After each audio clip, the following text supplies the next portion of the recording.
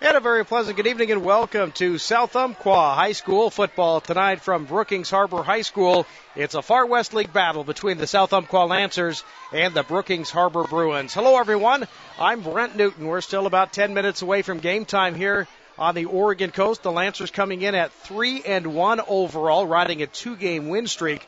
The most important victory coming last Friday at home against Siuslaw, as the Lancers win their league opener to go to 1-0 in the Far West, and they hope to make it 2 straight here when they take on the Brookings-Harbor Bruins, a team that has lost 4 consecutive games on the season. They are 0-4, suffering a 39-7 loss to Marshfield last Friday in their league opener. We'll talk with head coach Steve Stebbins. The pregame show is coming up next. You're listening to Lancers football on DouglasCountySportsOnline.com. Dell's Building Supply has been an active member of the Myrtle Creek Tri-City community for more than 50 years. Dell's is also proud to sponsor its local students and a variety of school programs, including South Umpqua High School athletics. Owner Jeff Johnson and his staff wish all Lancer teams success this season. Dell's Building Supply, 102 South Old Pacific Highway in Myrtle Creek. Go Lancers! Kids who play sports are healthier than those who don't. They learn discipline, teamwork, and life habits that promote achievement. Kids in sports form strong social skills, develop confidence, enjoy a high standard of mental health, and often become solid building blocks of the community.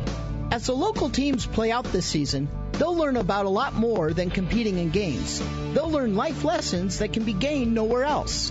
That's why Clinton Newell Auto Group supports local youth athletics. Welcome back to the pregame show. I'm Brent Newton, and joining me is South Umpqua head coach Steve Stebbins. Coach, an exciting way to start the Far West League season last Friday, a 6-point win over Siuslaw. Yeah, it was very exciting. We ended a 13-year losing streak to Siuslaw, and actually what I found out over the weekend too is South Umpqua's only beaten Siuslaw twice in 18 years, so it was a nice win, a nice way to start league. Now we got to come over here, and I'm scared to death to play Brookings-Harbor. Yeah, now the win against Siuslaw, your junior tailback Kyler Merritt, another big game. Yeah, Kyler's run the ball extremely well in all 4 football games so far, and we look forward to him having another big night tonight, hopefully. And Matt's done a good job, too, filling in with him, too. They're kind of a two-headed monster a little bit. And our offensive line up front is really the key to the whole thing with Trevor Duffy, Tyler Vay, Caleb Newton, Mason Ronan, and Big Jared. Not Jared, excuse me. McDevitt? Yeah, Jordan McDevitt. They've done a super job for us all year blocking up front, so hopefully we continue to do that tonight. Now, we talked a little bit about it defensively. There's some pluses defensively, but also a few minuses as well. Yeah, we've played really good defense the first 4 games. Now, don't get me wrong, we've got to improve in some areas, especially our secondary, and that's what really scares me about tonight is they've got a junior quarterback, number 10, who didn't play the first couple games because of suspension. He's coming back, and he can really throw the football really well. So that kind of scares me a little bit. But our defensive ends, Tanner Pence and Nathan Thompson, have done a great job for us. Jerry Atherton's done a great job inside, and Mason Ronan at linebacker. So what we got to do is Avery and Kramer and Kennedy and Gross got to step it up in the secondary tonight, hopefully, and play a little better than what we've been playing. Now, you mentioned it already. Tonight you take on Brookings-Harbor, a team that's winless on the season, but you had talked in the past that they look pretty good to you in the summer, and you're a little surprised that they're 0-4 at this point. I am. We saw them in the Jamboree earlier, and they looked pretty good. They're much more athletic than they were last year and a better football team than they were last year. The other thing, too, is they've played 4 teams, and their combined record's, I think, 14-2, so they've played 4 really good football teams, and people are saying, oh, they're 0-4. Well, they're a lot better. They're probably the best 0-4 4A team in the state of Oregon right now. So it'll be a battle. And talking to their coach before the game, he thinks they're pretty well prepared, and he thinks it's going to be a heck of a game tonight. So they're coming into this with a real positive mindset, thinking they can compete with us. So it'll be interesting. Now, how about for your team? I mean, I've been broadcasting now. This is my 6th season. There hasn't been a lot of success with the football program, but now you're coming in as probably the favorite to win this one. Is it a different locker room feel, or are the kids feeling extra pressure? I don't think they're feeling extra pressure. I don't know if we're smart enough to figure that stuff out. I don't know. I don't know if the kids think about that. We've been pounding into them all week. The biggest game of the year is right now this week, and this is a game, we've got to go out and try to win. And this is the one that's important. Don't worry about anything else. Let's go out and get this W, and then we can worry about other things when it's time to worry about other things. Just trying to focus, the old cliche, one game at a time, one day at a time. Just trying to do that. We'll see what happens. And finally, Coach, how's the health of your ball club coming in? Well, Jerry Atherton is playing banged up with a banged-up leg, but Jerry might be one of the toughest kids in 24 years I've ever coached, so he just keeps plugging away. Tanner Pence and Josh Bueller have some wrist stuff, but they're going to play. Other than that, I think we're pretty darn healthy. So, Chance to go 2-0 in the Far West. Best of luck. Thank you. That would be really nice. Head coach Steve Stebbins. Pregame show continues on DouglasCountySportsOnline.com. Just like the team that lines up and runs the ball up the middle, ShopSmart doesn't rely on fancy gimmicks or trick plays. All you'll find at your neighborhood ShopSmart are direct deals for the best prices on the products you need most. Need a first down on 3rd and 1? Pull back up the middle. Need prices on groceries that won't break the family bank? Head to ShopSmart. Proud to support today's local football. ShopSmart, where savings are in the bag. Did you know Dutch Bros Coffee roasts all of their own coffee fresh every day? We have individual relationships with the farmers that harvest our coffee to ensure that there's no compromise in any step of the process. From the farmer to the cup, we guarantee satisfaction. It says so at the bottom of every cup. Drive through one of our convenient locations today and put our world-renowned speed, award-winning service, and unprecedented quality to the test. All of our locations are locally owned and operated to strengthen community involvement. Visit www.dutchbros.com today. And welcome back to Brookings-Harbor High School. Brent Newton here. We're listening to the Bruins pep band down to my left as the covered grandstands here. I'm in the basically like the back row of the grandstands. You walk up and then you walk through a little gate, and that's where I'm at. All the Brookings-Harbor fans just down below me. There are a handful of South Umpqua fans down to my right. Most of them are across the way, across the field where the Lancers are located. They're behind the Lancers bench across the field as the Lancers in their road white uniforms, black pants, black helmets, black numerals. Brookings-Harbor in their all blue helmets, jerseys, and pants, gold numerals and lettering trimmed in white. Other games in the Far West League. Big game in Siuslaw in Florence. The Vikings hosting North Bend. Siuslaw doesn't want to go to 0-2 in league, but they're going to have their hands full against 4-0 North Bend, 1-0 in the Far West League. The other game is Douglas and Marshfield. Douglas also winless on this season. They are really struggling this year, and they're taking on a Marshfield team. Really not sure how good Marshfield is. They are 3-1. That loss coming to Sutherland in a non-league game, 20-6, and Sutherland hasn't had a lot of success this year. They're 1-3, that their lone win over the Pirates. So still trying to figure out where the Pirates fit in the Far West League race. But those are the three games. The big one right here in Brookings-Harbor, the Lancers and the Bruins. That'll do it for the pregame show, as we will come back and we will get this one going. We'll kick it off. The Lancers will be on defense first. Brookings will get the ball. When we come back, it's Far West League football on DouglasCountySportsOnline.com. Hey, Mom, I have something you should meet. Something or someone? Something. It's my perfect food. It's your what? It's my perfect food. Not only does it taste great, it's packed with protein and calcium. It's my perfect healthy snack. Plus, it's made locally with RBST hormone-free milk, fresh from Oregon Dairy Farms. Okay, I'll bite. What's the name of your perfect food? It's my cottage cheese, from Umpqua Dairy, of course. Umpqua Dairy. Mom, daughter, and quality checked approved since 1931. You see their trucks along highway construction sites and rolling to jobs throughout the community. Knife River Materials. The name is synonymous with high-quality products and great service. And you can have that solid Knife River experience at your home or office as well. Knife River products and materials are created right here and are rigorously tested before being applied. If you're putting in a pool, sidewalk, or driveway, tell your contractor to use Knife River Materials, because you deserve the best. Knife River. They've been serving Douglas County for over 50 years. And welcome back to Brookings-Harbor High School. Brent Newton, as we're ready to go here, the Lancers will play defense first as they will tee it up at the 40-yard line. Back deep to receive will be number 42. That is Christian Hooper for the Bruins.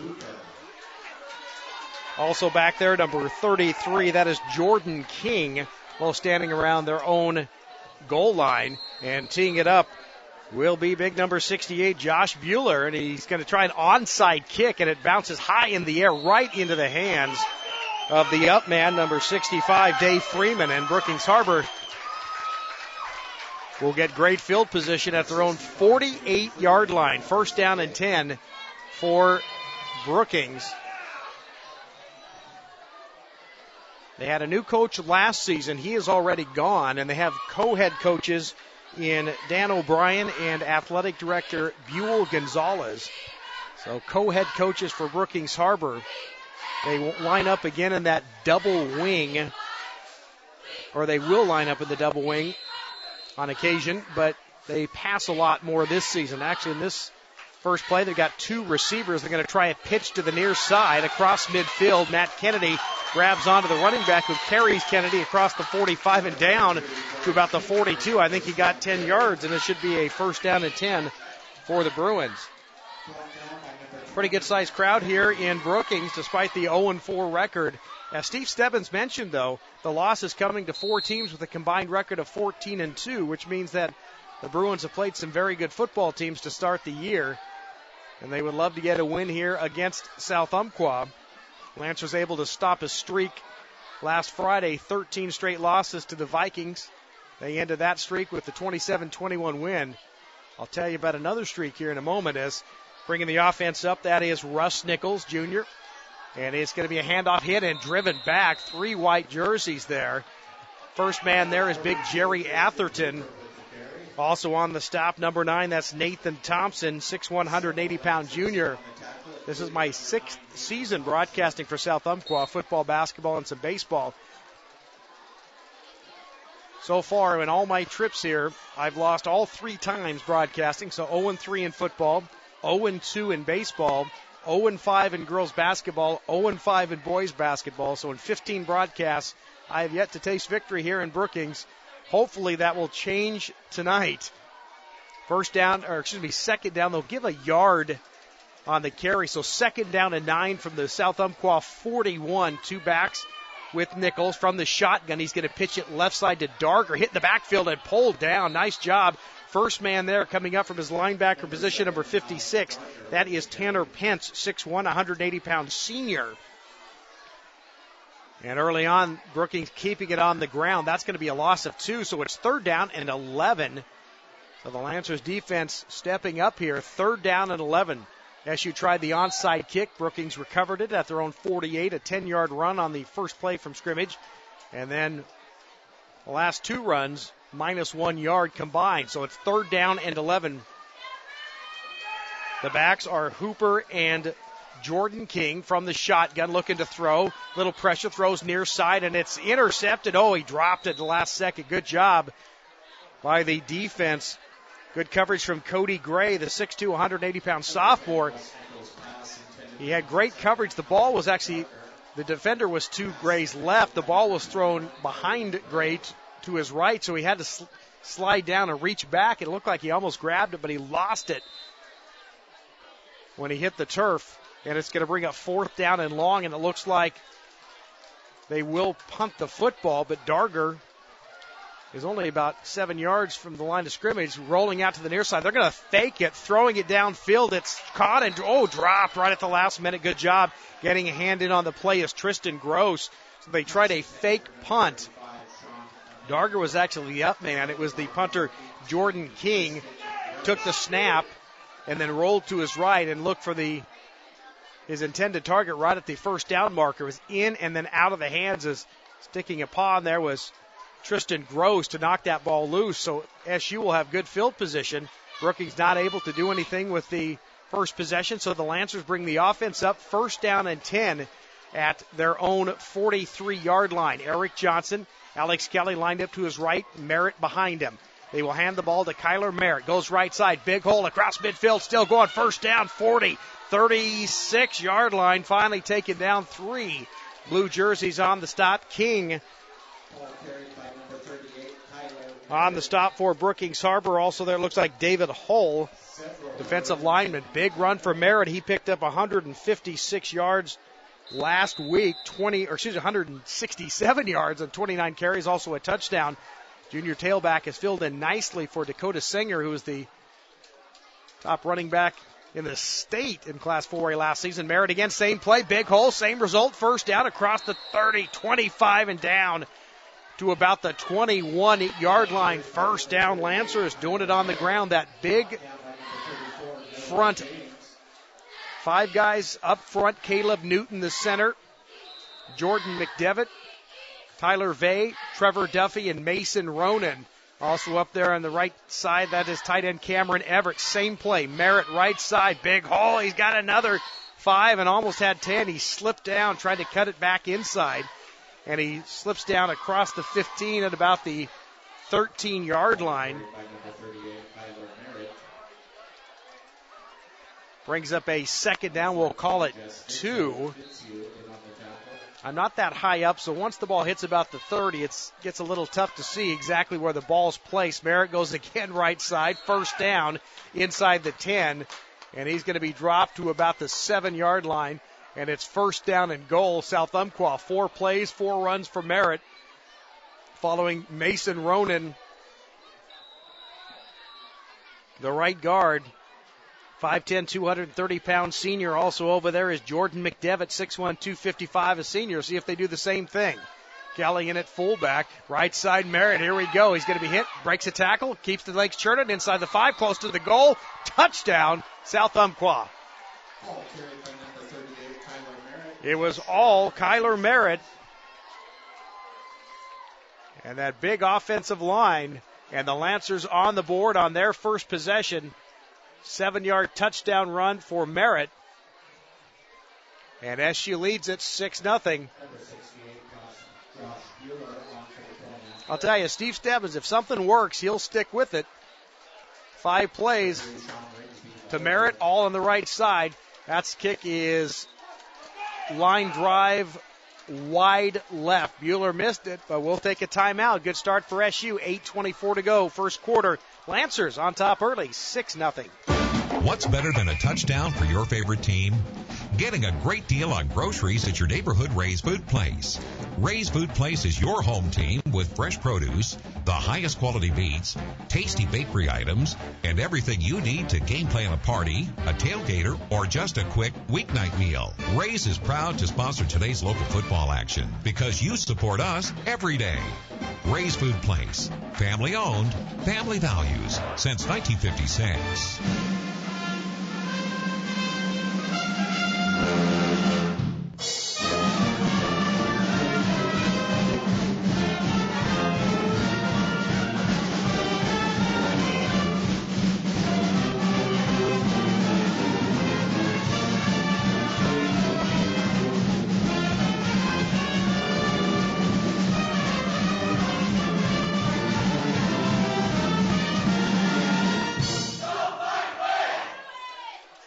Welcome back to Brookings-Harbor High School. Kyler Merritt goes 7 yards for the touchdown. The extra point was no good, and the Lancers lead it 6-0 early on. Want to say hello to Barbara Duffy, listening in California, as Mama Duffy's here cheering on the Lancers. She wanted to say hi to her daughter who listens at Douglas County Sports Online, so hello to Barbara. Hope you're enjoying the broadcast. Her younger brother, Trevor, her younger big brother, I should say, Trevor Duffy. Talented left tackle, 6'3", 305-pound senior. And Bueller will tee it up. Line drive kick will be taken by King at the 10, 15, 20. Near side spins, 25, breaks the tackle. And now 4 or 5 white jerseys throw him down. And now a penalty flag comes in just around the 20-yard line. Kyler Merritt getting off the bottom of that pile for South Umpqua. Also on the stop, Alex Kelly along with Dalton McGee. And it's going to be a face mask on South Umpqua. So add 15 yards on for the Brookings-Harbor Bruins. They'll get pretty good starting position. Ball right now about the 26, so they'll march off the penalty. And that should put it around the 41-yard line, and that's where the official will place it down. Nice night here in Brookings. Got my Lancer sweatshirt laying on the chair right now. Just have my short sleeve polo on.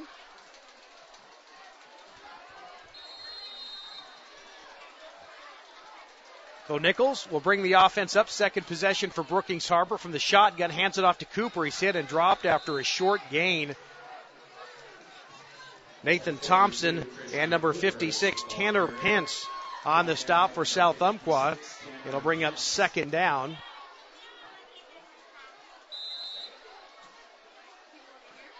Lancers defensive backs. Coach Stebbins in the pregame said he wanted some productivity out of his defensive backfield. Kevin Avery, Tristan Gross, Eric Kramer, Matt Kennedy. So far, so good. Second down, call it 8 from the shotgun, looking to throw. Short side, gets King. He'll turn it upfield, gets across the 45 and driven out of bounds. On the SU side of the field, Kevin Avery on the stop for South Umpqua. Also there, Cody Gray, talented sophomore. Three-sport athlete here for the Lancers, and it's going to bring up a third down. Call it 4. First down is around the 49-yard line of SU. Ball right now around the 47. So third down and 4 for Brookings. Lined up to the near side is Sean Amin.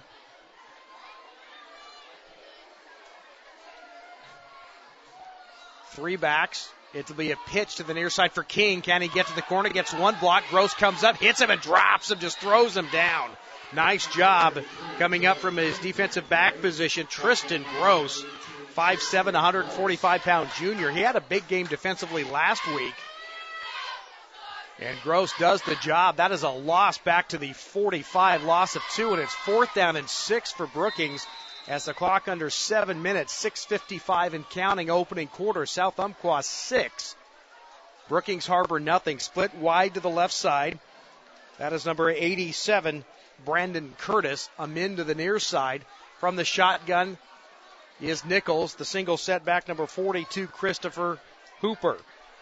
Looking to throw. Nichols, now the pocket collapses. He's going to be grabbed from Pence, got away. Now he's going to try left side, and he's going to be hit, stood up, and dropped by Buchanan.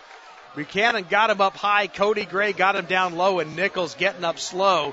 Boy, Buchanan can lay you out, and Gray got the quarterback down by the ankles, and he just stopped his forward momentum, and then Buchanan just hit him up high. And I'll tell you, number 14, got some pop, 6 foot, 165-pound senior linebacker.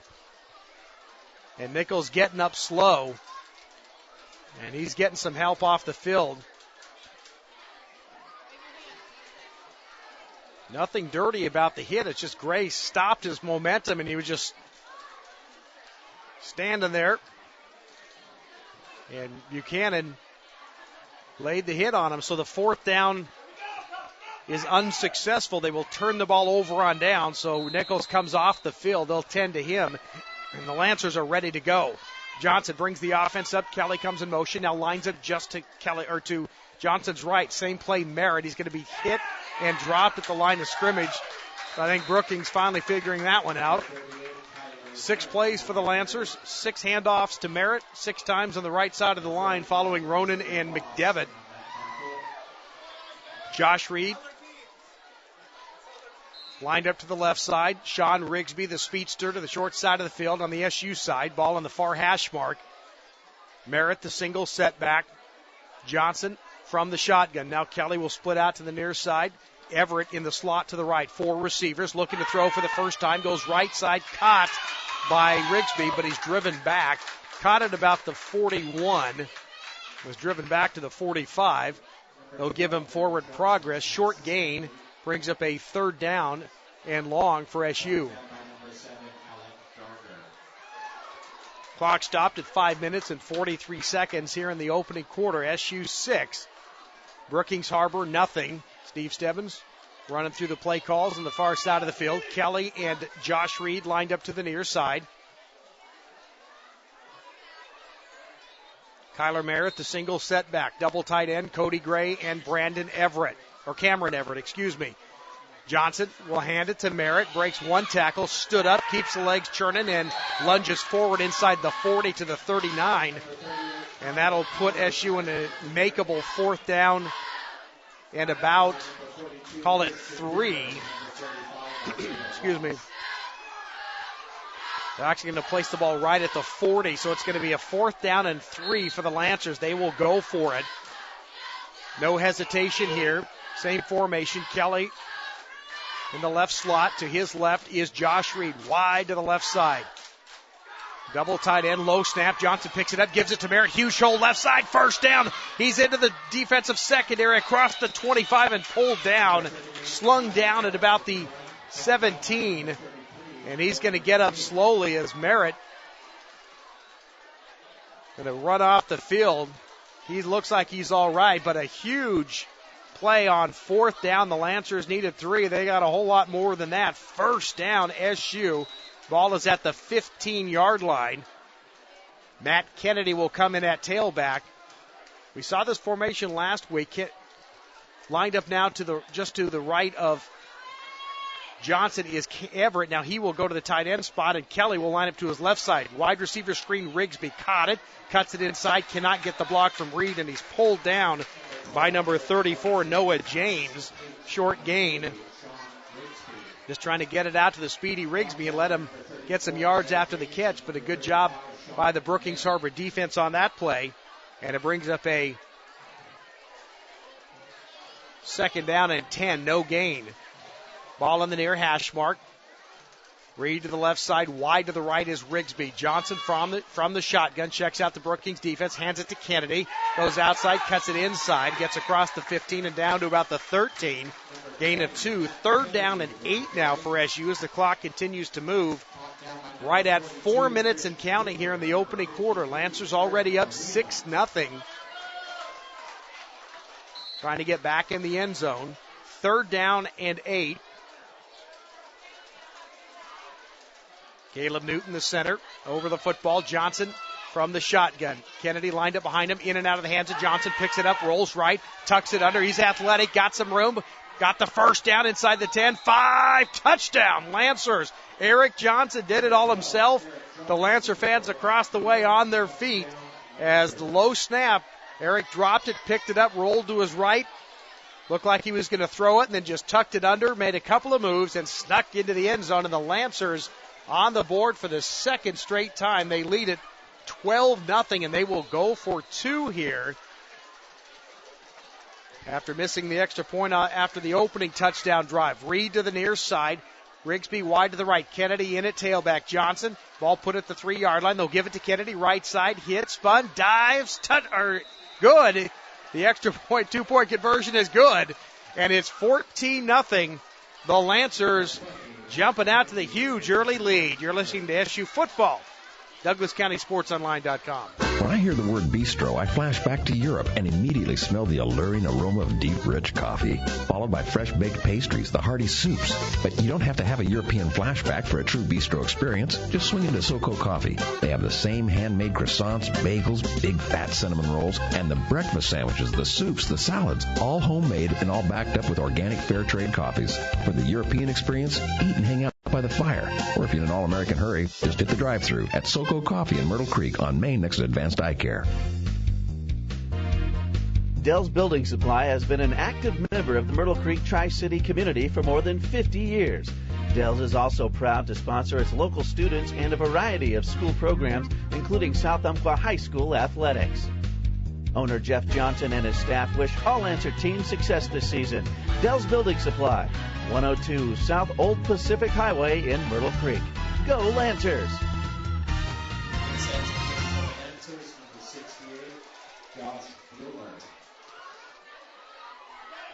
Josh Bueller will tee it up at the 40-yard line. The Lancers picked up a big 4th down. They were able to convert, keep the drive alive, and Eric Johnson, a few plays later, goes 15 yards. The 2-point conversion, good. The handoff to Kennedy, and it's 14-0 SU as a short kick just popped in the air. I'm not sure if that was planned or not. And as a fair catch around the 40-yard line, and that's where Brookings-Harbor will have it. They'll put it at the 38-yard line. So 1st down and 10 for Brookings. Good news is starting quarterback Russ Nichols, the junior signal caller, back out there. He got shaken up on the last offensive possession for Brookings. Darger, King, and Johnson split to the left side, trips left to the near side. Amin. The single setback is Hooper. From the shotgun is Nichols. A blitz is on. They're going to hand the ball to Cooper. Got some room across the 40. Atherton grabs him and then gets a little help from Buchanan. Taken down about the 44-yard line. Good pickup on first down. It's going to bring up second down at about 4. 3 minutes and 10 seconds to go here, first quarter. South Umpqua 14, Brookings-Harbor nothing. Play comes in from the near side. Co-head coaches Dan O'Brien and athletic director Buell Gonzalez in their first year as co-head coaches here for the Brookings-Harbor Bruins. Usually a double wing team. We've got all 11 guys in the box, but so far a little more conventional offense. They're going to hand it again. Same play. Grabbed from behind, but nice job by Christian Hooper, the senior, to keep the legs churning. And he got a few yards at him. He's hit at the line of scrimmage. Mason Ronan got in there first. Was able to get across the 45 to the 46-yard line. Brings up a third down and 2, a long 2. For Brookings-Harbor. They need to pick this one up. Keep that SU offense off the field. The Lancers, 2 possessions, 2 touchdowns so far in this opening quarter. 14-0 Lancers. Nichols walks the offense up. Lined up in the wing. There's a single wing out there. That's number 7, Alex Darger. Backs in the I formation. They'll hand it second back. King comes left side. He's hit at the line of scrimmage. Breaks through. Stood up but keeps the legs moving, gets inside of SU territory. Finally dragged out of bounds by Tristan Gross, Jerry Atherton, and Cody Gray. But he got to the 45-yard line. He needed 2. He picked up about 8, and it's first down and 10 Brookings. They don't list the sizes of the kids. They just have the grade and then the position for Brookings-Harbor. So Hooper, a big kid, tall, lanky kid, probably about 6'2", maybe 165. Trips left again. Amin to the near side. Ball on the near hash mark. Nichols will hand it to Cooper. He's got a little bit of room. Atherton just grabs his jersey, stands him up, and now coming over is Buchanan again to throw him down, but he'll get forward progress inside the 45. And now a penalty flag comes in with Hooper on his backside. Christian Hooper. I don't know if somebody said something. I don't know if it was a Lancer defender or Hooper on the ground. I think it might have been Hooper because the white hat, the referee, is now talking with Matt Kennedy, the defensive captain. Looks like it's going to be an unsportsmanlike penalty. Cooper must have said something to Buchanan because that's when the flag came out late, and that's when it's going to be unsportsmanlike against Brookings-Harbor. That's not going to help the Bruins. That's going to march them back. I believe that's a 15-yarder. The ball is at the 46, and it's going to go just a 10-yarder back to the, looks like the 43. So back into Brookings territory. The first down marker is about the 34, or excuse me, the 34. So it's going to bring up a second and 23. Throw it the far side. Kennedy steps in front of it, intercepts it, and is knocked down at the 45-yard line. Matt Kennedy just stepped in front of the intended target and picks it off for the Lancers, and they've got it in Brookings territory at the 45-yard line. First down SU. And here comes that offense back on the field. Eric Johnson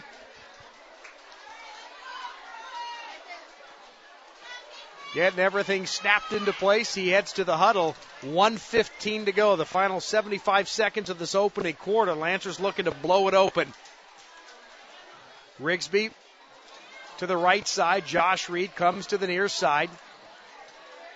Johnson in the shotgun. Just to his left is Alex Kelly, and then behind Eric Johnson is Kyler Merritt. It's good to see Kyler back in the game.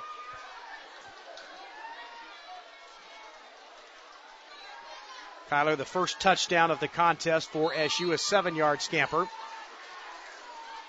So first down and 10 at the 45. Snap to Johnson. Merrick tries left side, follows Kelly, gets to the 40 and is taken down. He picked up a nice 5 yards. That's what Steve Stebbins says. 5 yards in a cloud of dust. They're not as exciting with the big play receivers they had last season. Christian Evans and Marcus Loper lost to graduation. And their big hitter from the tailback slot, Dakota Singer. Those 3 big offensive weapons are gone. They're a different type of team. A better football team this year. Coming in motion is Rigsby. Fake the handoff to him. Give it to Merritt. Right side. Huge hole. 40, 30, forget it. 20, 10. One man to beat. Touchdown. Kyler Merritt.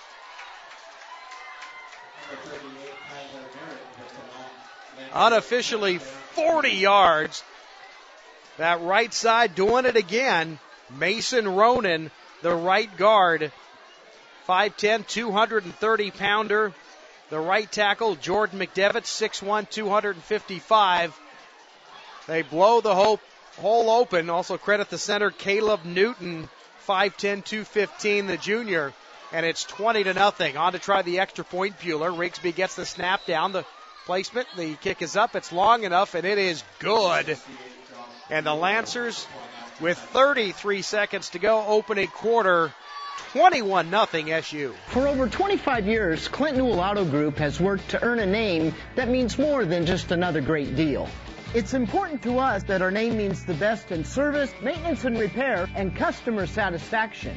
We're also proud to be part of this great community by sponsoring and helping many of the events we all know and enjoy. It's our way of saying thanks to all of you who helped Clinton Newell Auto Group become Douglas County's #1 dealer.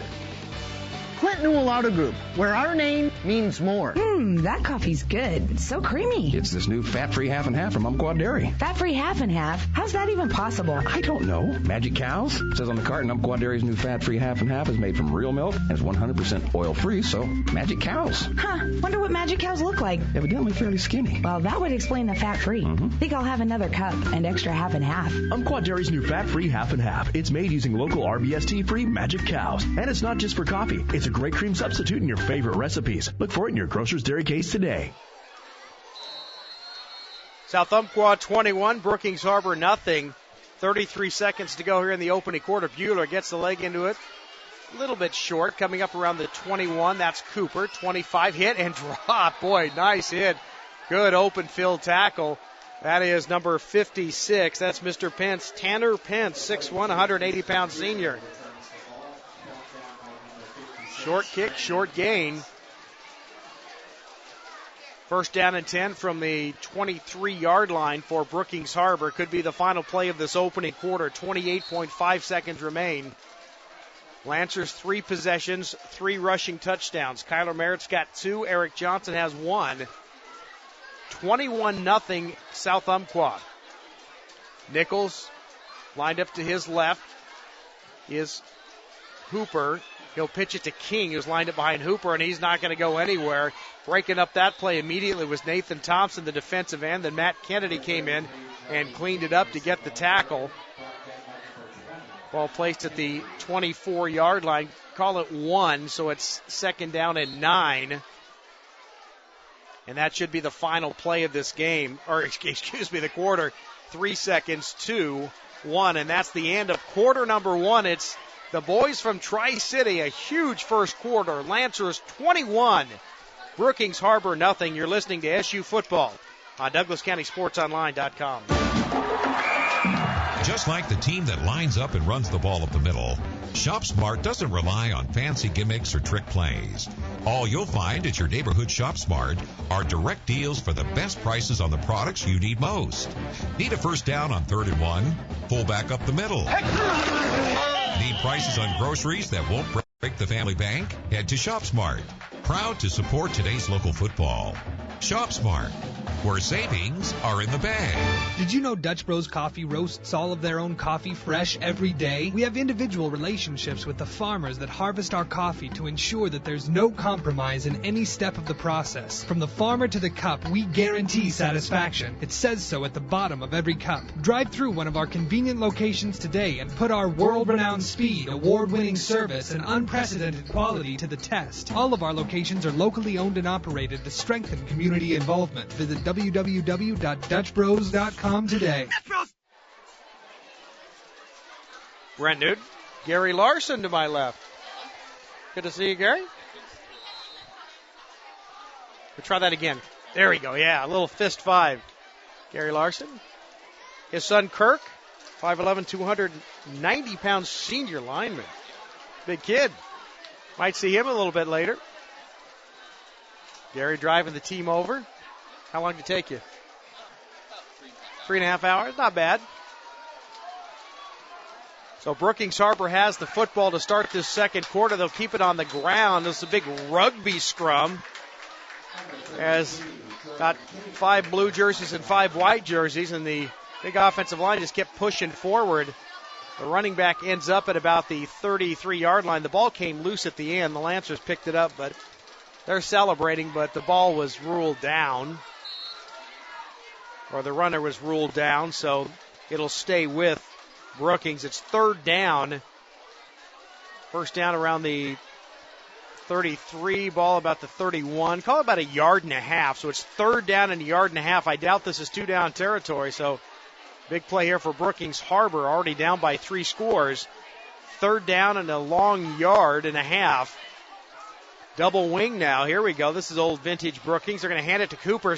Breaking into the backfield is Ronan, and he pulled him down. Nice job. Ronan just split the gap there and went through the offensive line, the right side of that line, untouched, and just pulled down the running back at the probably a half-yard loss. They're going to put about just outside the 30. So it's going to bring up a fourth, call it 3. And they're going to have to punt the football. Back to do the punting chores is Jordan King. It's a high snap, no pressure. It's a low kick, short kick, hits about midfield, takes a Brookings bounce inside the 40, inside the 35. And Kevin Avery just runs over and lets it stop rolling at about the 28-yard line. Good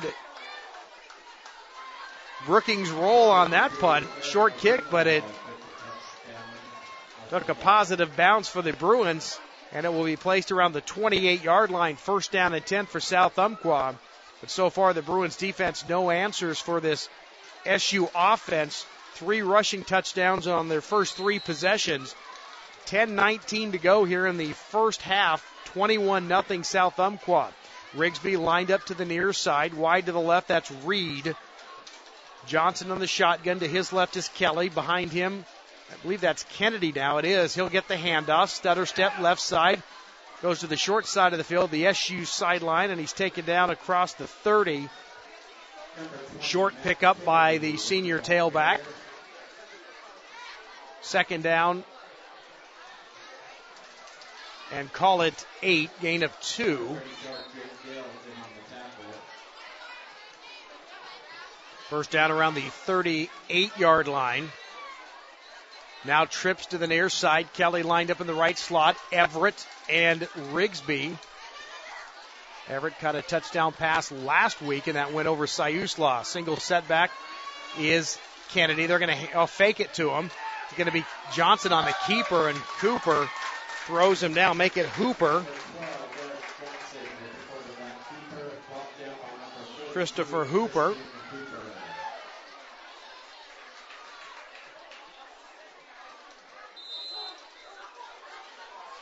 And it's a third down and long. No gain. Third down and 8. Trips left now. Reed. Everett. I believe that's Gray to the left side. Rigsby to the near side looking to throw. They'll look for Sean. Complete at the 35. Can he get away from the tackle? And he's thrown out of bounds at the 39. Jess Fitzhugh on the stop. Kind of gave him a little look after he threw him out of bounds. but it is enough for the first down. Good job, Sean Rigsby. Set single coverage out here.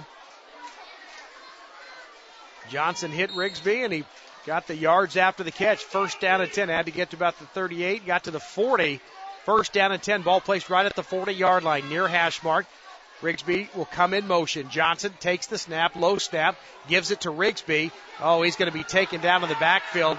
That play was kind of disrupted with the low snap, and 5 blue jerseys in on that one as Rigsby taken down for a huge loss. And it's going to bring up second down and a whole bunch for South Umpqua. So on that play, going in the wrong direction, they'll place the ball back at the 30. That is a loss of 10 as Sean trying to use his athleticism. Got the 35. He tried to get by the first defender, went to his left to try to get away from the defender, and he lost another 5 yards. Couldn't get by him, and then was gang tackled back for a loss of 10. Second down and 20. Johnson from the shotgun. Same formation. Rigsby in motion. Fake the handoff. Give it to Kennedy. Near side. Got a block. 35, 40. Cuts it to the outside. Midfield. First down. 45. Cuts it inside to the 40. 35 and down at the 33-yard line. Tackling Kennedy up high, and now we've got some guys shoving, and Duffy comes in and shoves one of the Brookings-Harbor players from behind as Kennedy was kind of wrapped up around the neck. He's down on one knee. He's getting up slow. Trevor Duffy coming over to help his teammate, but not a smart play by Duffy as he just shoved the Brookings-Harbor player in the back, and now he will come out of the football game. Steve Stebbins takes the headset off his ear and talks to his big offensive lineman who's now arguing his cause, but big run by Kennedy. A couple of blue jerseys on his back, and finally one of the Brookings players just kind of had him up high around the neck and just threw him down. I don't think it was on purpose, just kind of the way it ended up as Kennedy was carrying a couple of those defenders inside the 35-yard line. Matt got up slowly. Duffy, after the play was over, came up and shoved one of the defenders in the back. Not a smart move when there's an official right in front of you.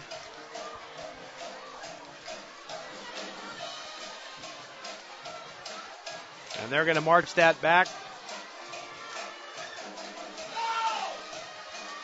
15 yards, so it'll go back to about the 47. So the ball was at the 32 is where Kennedy ended up.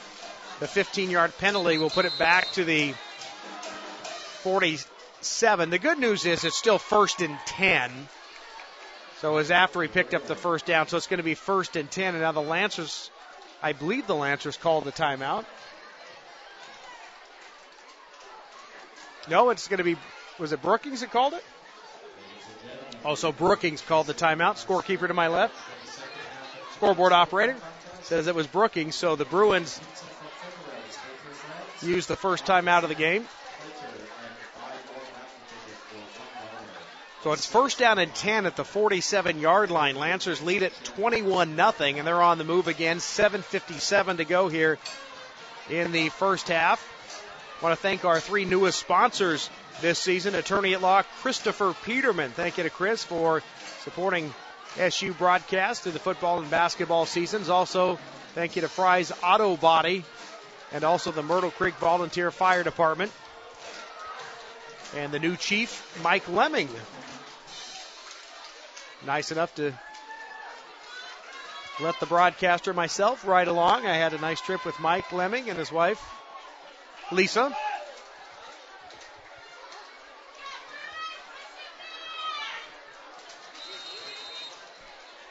So far, successful trip. So the Lancers have it, 1st down and 10 at the 47.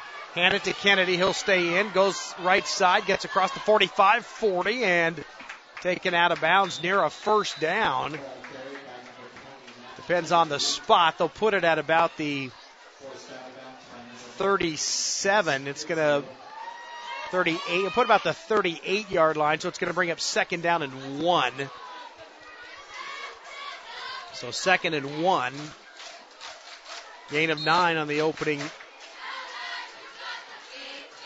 or the first play. on the first down play. That's what I'm trying to say. Here comes a penalty flag in. Kennedy goes left side. He'll pick up the first down. He got to the 35 and driven back. But a penalty flag on the line judge to the near side. Again, want to say hello to Barbara Duffy, whose mom wanted to say hi or tell her hello, listening to the broadcast in California. So hello to Barbara Duffy, proud Lancer grad, older sister of Trevor Duffy, 6'3", 305-pound senior who's back into the game after picking up that personal foul, trying to protect his teammate. Trevor, a good kid. I've always enjoyed Trevor through the years. Remember him as a freshman, and he's been on Bob Fiesel's basketball team the last couple of years as well. As the penalty, it's going to be marched off against South Umpqua. Looks like it's a 10-yarder, so they'll march it back to about the 47. Now right back where we started, huh? Well, maybe not. He's going to pick up the football, and the official will march it the other way. It looks like a 5-yard penalty, so he'll place it down around the 42, 43-yard line, I guess. First down is about the, we'll call it the 37. The ball right now at about the 43, so we'll call it second down and 6. So second down and 6. Receiver to each side. Try Kennedy left side. Cuts it to the right. It's going to be across the 40 and down to the 35. First down, South Umpqua. They'll move the chains. Clock will stop momentarily. 7:25 to go first half. Always nice to hear from our Lancer fans. You can always send me an email. Just click the contact tab on the homepage. Or send an email to info at DouglasCountySportsOnline.com. I'll say hi to you on the air. Always nice to know somebody's listening. Rigsby comes in motion. They'll hand him the football. Kennedy leading the way, and it's not going to work as Hooper coming in from his linebacker slot got up to the play from behind and tackles Rigsby for a loss. Sean's had a couple of losses on some runs.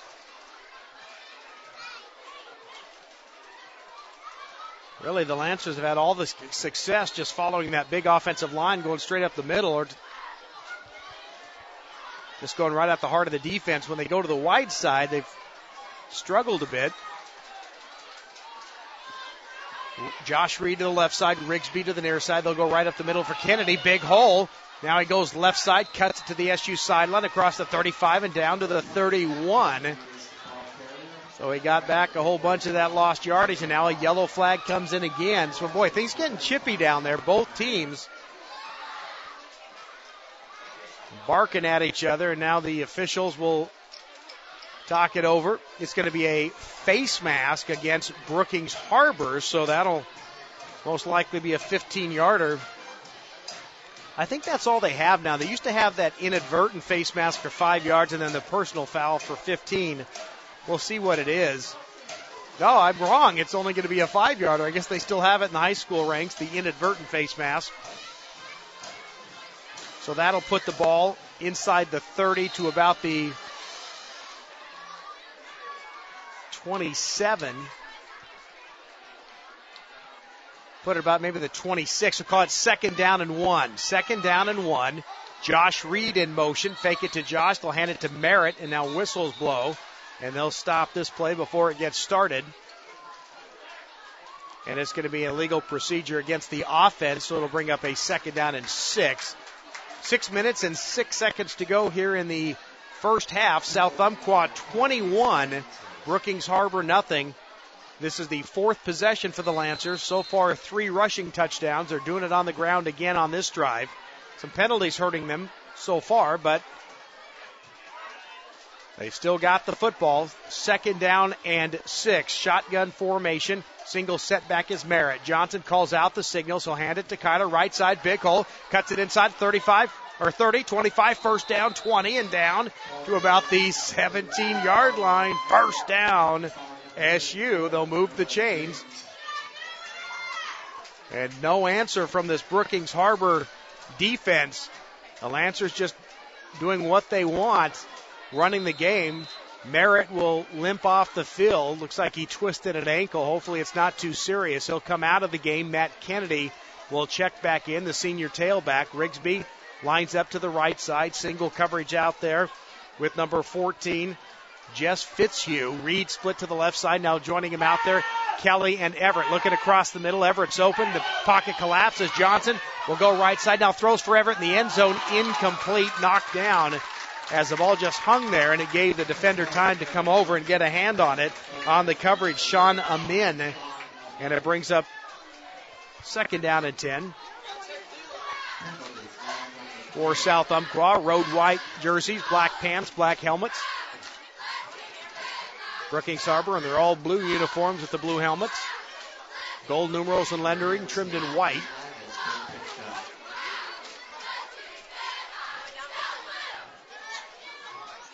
.5:17 to go here in the second quarter. Second down and 10 from the 17-yard line.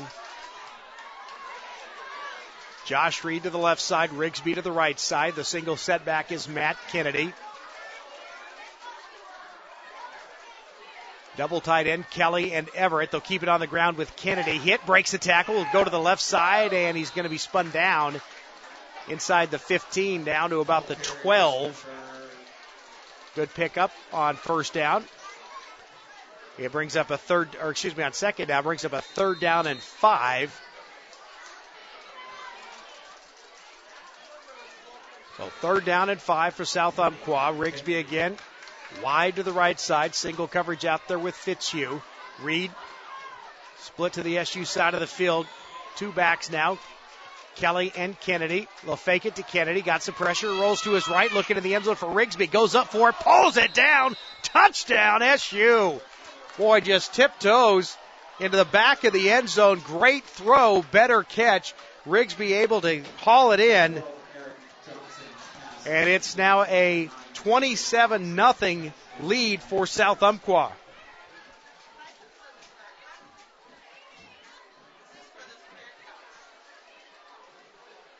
Unofficially, a 12-yard touchdown pass from Johnson to Rigsby. On to try the extra point now is Bueller. Placement down, the kick is up, and it's good. 4:35 to go, 28-0. South Umpqua. Hear what one of Avista's customers has to say about energy efficiency. I'm John, and my wife Roberta and I bought this house about 10 years ago. This is an older home, and we decided to work with it to increase efficiency when we could. We've changed some appliances and worked with our utility company to get some rebates. And I think we believe firmly that enough people in town making small choices adds up to a big collective impact. Join the effort and start saving today. Download rebate forms at everylittlebit.com. And welcome back to Brookings-Harbor High School. All South Umpqua. Lancers lead it by a score of 28-0. 4 possessions, 4 touchdowns. The latest, a 12-yard touchdown pass from Eric Johnson to Sean Rigsby in the back of the end zone. Good coverage on him. Just threw it over the outstretched hands of the defender who was in front of Rigsby. Sean went up high, pulled it in, and tiptoed. Got both feet down, and then fell out of bounds in the back of the end zone. Good for the score, the Bueller extra point. 28-0 South Umpqua. Darger and King back deep to receive. Bueller gets the leg into it. That's Cooper. Come up to the 15, catches it on the run. 25 across the 30. Stood up, keeps the legs churning across the 35. Now getting pushed by Darger across the 40 and taken out of bounds. Good job by the kick return team. And now a penalty flag comes in late again. As some more barking on the Brookings-Harbor sideline. That might have been on a Lancer, though. There are a couple white jerseys over there. Cooper's helmet came off.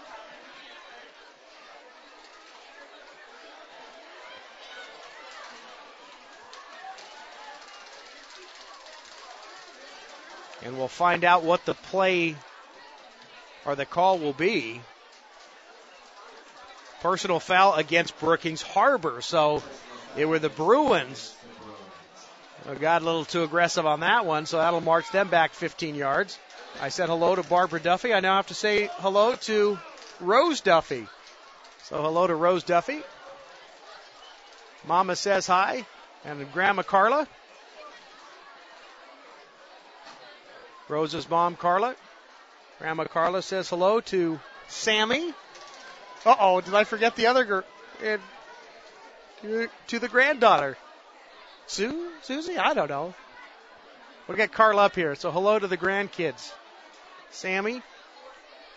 And the sweet little granddaughter who I didn't write the name down.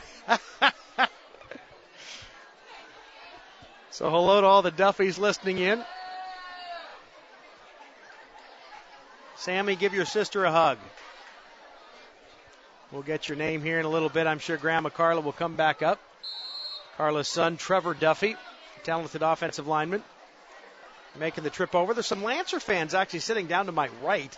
The unfortunate thing is every time something good happens for the Lancers, you're not going to hear a lot of cheering because the majority of the fans are across the field behind the Lancers bench. So Nichols will start the offense up back and inside the 30. It's all the way back to about the 25-yard. Well, they're going to put it about the scoreboard says 27. I don't think it's quite there, but we'll say 27-yard line. So it's first down and 10. The incomplete pass from Nichols. So it brings up second down and 10 for Brookings with 4:15 to go here in the first half. All South Umpqua. Lancers lead at 28-0. King and Darger split to the right side. Amin also out there to the near side. That's number 87, Brandon Curtis. Nichols, single setback is Cooper. He gets a high pitch up around the face mask. Somehow hung on to it. Hit by Nathan Thompson. Broke a tackle. Hit by Bueller. Broke that tackle and taken down by Cody Gray and Tanner Pence. That play was going nowhere as the Lancers snuffed that one out. 3:50 to go here in the first half. Bringing in the play from the near sideline is Trevor Johnson. Brookings just not able to do a whole lot offensively. What's your grandbaby? Sarah. There we go. Thank you, Grandma Carla. Sammy and Sarah. So hello to Sarah. Rose's little girl. Sammy and Sarah. I got it now. I knew it was an S. So the whole Duffy clan listening.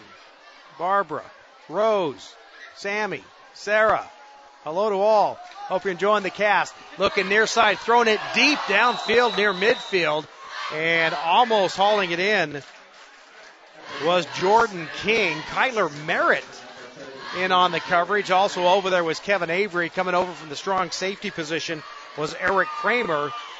Just overthrew it a little bit. He had a couple of steps there and was almost able to haul that in for a big play. Kramer was there to stop it had he caught the pass, but just overshot the target. And it brings up fourth down and a whole bunch, and Brookings going to have to punt the football away. King will be standing back at his own 10-yard line. Back deep to receive. I believe is that Eric Johnson back there? It is. Johnson standing at the 45. It's going to be a short kick hit right at midfield. Takes a little bit of a Brookings roll inside SU territory down at the 47-yard line. So that's where the Lancers will have it, first down and 10. With 3:02 to go first half, Lancers have scored in all four possessions so far. 28-0 South Umpqua.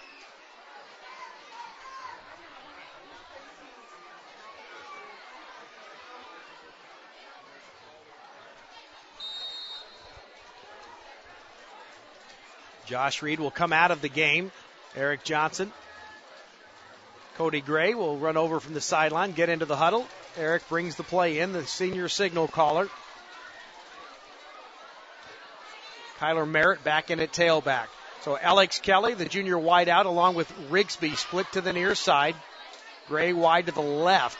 Single setback is Merritt. Johnson calls out the signals. He will fake the handoff, keep it himself up the middle, and Johnson taken down at the 49-yard line. Gain of about, call it 2. Second down and 8. Want to say hello to Kayla Johnson, Eric's older sister. Hello, Kayla. And to Eric's sweet little nephew, Malachi. Hello to Kayla Johnson and Malachi listening back in Myrtle Creek. It was an awesome first quarter, Kayla. 21 unanswered for the Lancers. They've added on one here in the second quarter to make it 28-0. The Lancers having some trouble getting the play in from the sideline. They'll call their first timeout of this first half. 2:30 to go, or 2:38. Some bulbs, I think, blown out. What is that? 2:30. It is 2:30 on the scoreboard clock. So hello to Kayla and their sweet little boy, Malachi. Also want to say hello to Kylie Lemming. Hello, Kylie. Listening in College Station, Texas. Always enjoy having Kylie, her dad, Mike Lemming. Kylie's stepbrother, Eric Johnson, the talented quarterback. So hello to Kylie in College Station, Texas, all over the country. It's great to have the Lancer faithful still following their team. So Johnson will bring the offense up. Second down, hand it Merritt left side. Got a little bit of a hole and squeezes through across midfield to the 46-yard line. Brings up about a third down and 3.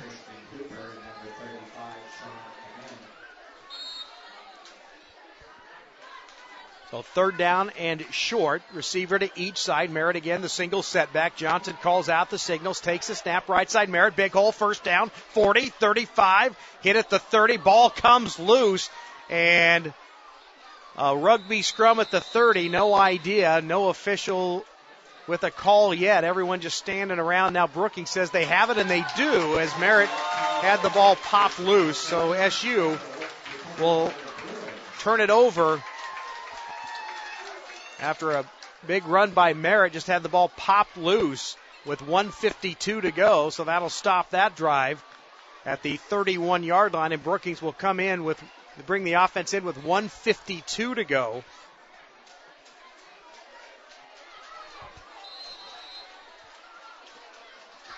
(28-0) South Umpqua. This isn't a big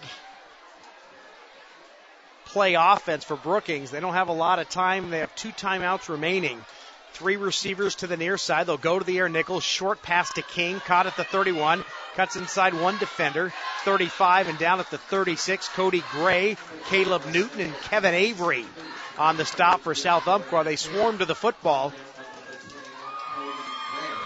And it brings up second down. Ball placed about the 36. Give them 5 yards. First down around the 41. Second down and 5. Brookings not really in much of a hurry. 1:20 and counting. Ball on the near hash mark. 3 receivers to the right, 2 to the near side. Empty backfield. Pressure will throw, and it's overthrown. Intercepted Merritt. He's got room. 35. Far sideline. 25. 20. Gets a block. 10-5. Touchdown. South Umpqua. Kyler Merritt fumbled the football just moments ago. He comes in and makes up for it big time. The interception and the return for the touchdown. Then the Lancers on the board again. 34-0 South Umpqua.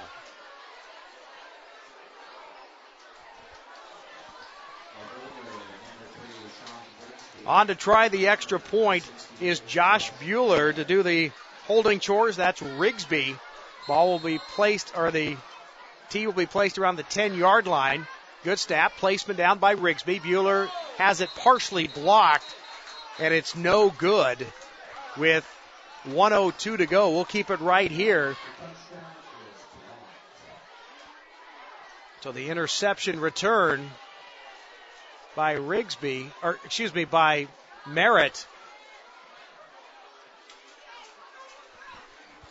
I'll try to get the yardage on that. I'm not sure how far it was. 40-plus yards, I believe, on the interception return.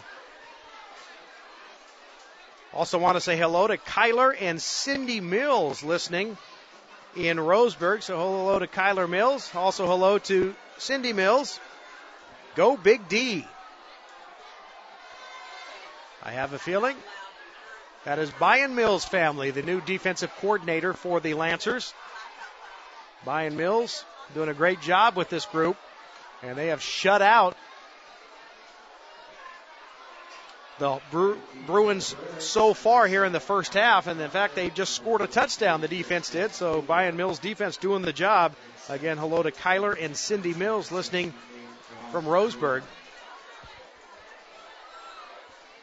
1:02 to go, the final 62 seconds to go. And now whistles everywhere, and I think there's a flag all the way back behind the return guys for Brookings-Harbor down to my right. Flag thrown. That's the referee who threw that flag. And now he will talk with the one official nearest him, and it's going to be the flag must have been thrown on this side. It's a sideline warning for the Bruins. That's a sideline warning.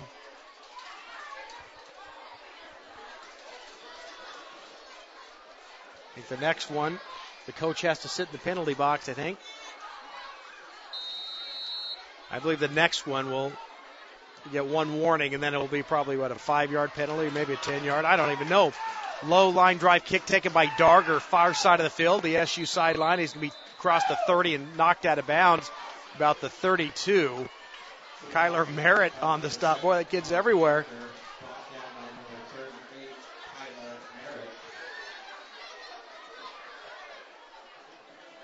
Also want to say hello to Aaron McDevitt. His son Jordan, the talented offensive lineman, actually two-way starter. Hello to Aaron McDevitt, listening from San Diego, California. Great to have you along, Aaron. Hope you're enjoying the broadcast. The boys doing the job tonight, leading that potent running game this evening. As the right side of that line with Jordan McDevitt, the 255-pound senior, along with the man to his left, Mason Ronan. They've just been following those two guys, and Kyler Merritt, Matt Kennedy, and quarterback Eric Johnson just running through the Brookings-Harbor Bruins. So hello to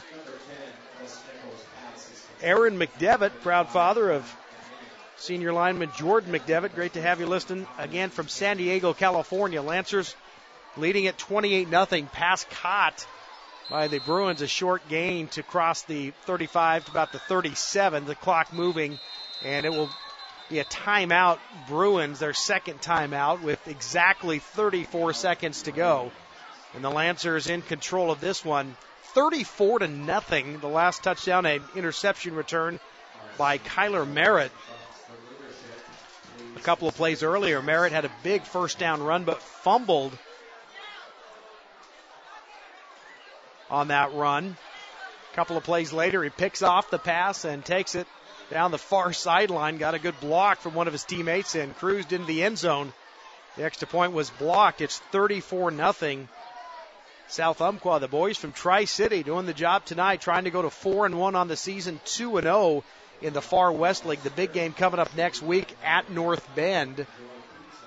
It's amazing how quick the season goes. It's at North Bend, and then they will be home for Marshfield, and then they will finish out the regular season home against Douglas.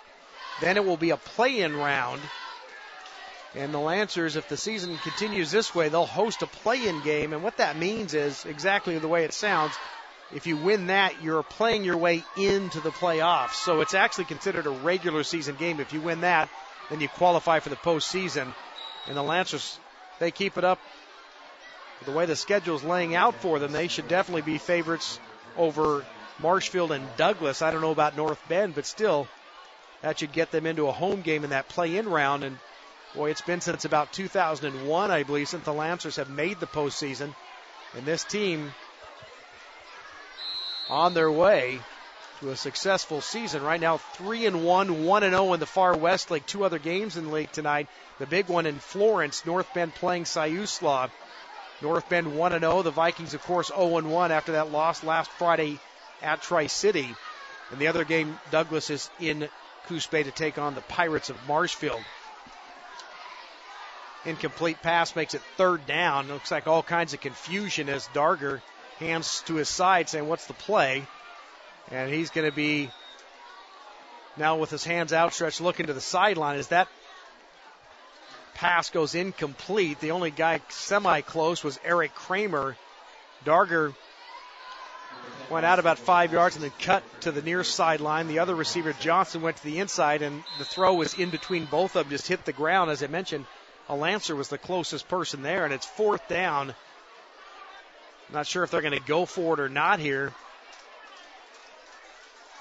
I guess they feel there's nothing to lose. They're going to try to go for it here with 24.9 seconds to go. Fourth down and about 6 yards to go. Ball right now at the 36-yard line. Fourth down and 6. Trips left, 3 receivers to the near side. Nichols calls out the play. It's setting up a screen, and it's tipped down. And penalty flag coming in. But I think that might have been a hold. It looked like the Lancers were charging in, but that's what you want to do. You want that front just to fly by, get into the face of the quarterback, and then you just lob it over the top. And they had the screen set up, but Nathan Thompson has done that about 3 or 4 times this season. He's an athletic defensive end. He comes in, he just jumps high in the air, and he tips those passes. He got a hand on this one, and I think that is going to be against Brookings-Harbor. It is a hold. They're going to decline it most likely. They will, and SU's going to get the football. What will Steve Stebbins do? Is he going to just go to a knee, or is he going to try to pour it on here? 34-0, exactly 20 seconds to go. It's first down and 10 for the Lancers. Ball around the 36-yard line for SU. Eric Johnson will jog in from the far side with the play.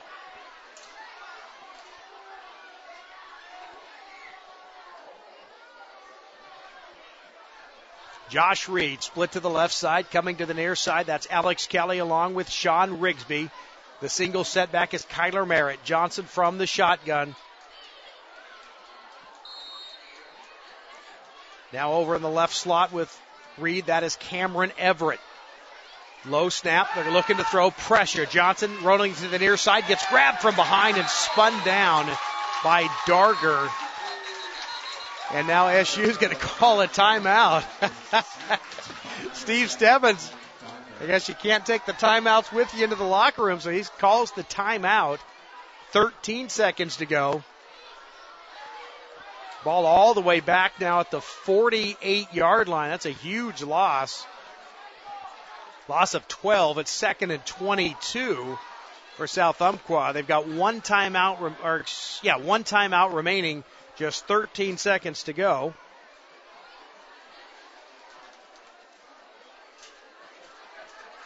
Again, I wanted to say hello to Barbara Duffy, older sister of Trevor Duffy. And you are welcome for the shout out. As she says, go SU. It is great to see the Lancers having some success this season. The volleyball team's doing well. This football team very solid. And it's still early in the year. Just game 2 of the Far West League schedule. They'll travel to North Bend, as I mentioned, next Friday, then back home against Marshfield and Douglas. So 2nd down and 26. Here we go. Ball in the near hash mark. 2 receivers to each side. Johnson looking to throw to his left, going deep, looking for Kelly around the 20, and he bobbled it incomplete. Good throw. Hit him in the hands around the 20-yard line. And right when it hit him, the defensive back smacked him from behind and jarred the ball loose. On the coverage, Sean Amin. Almost a good hookup, but Kelly could not hang on. And it brings up a 3rd down and long with just 7.1 seconds remaining.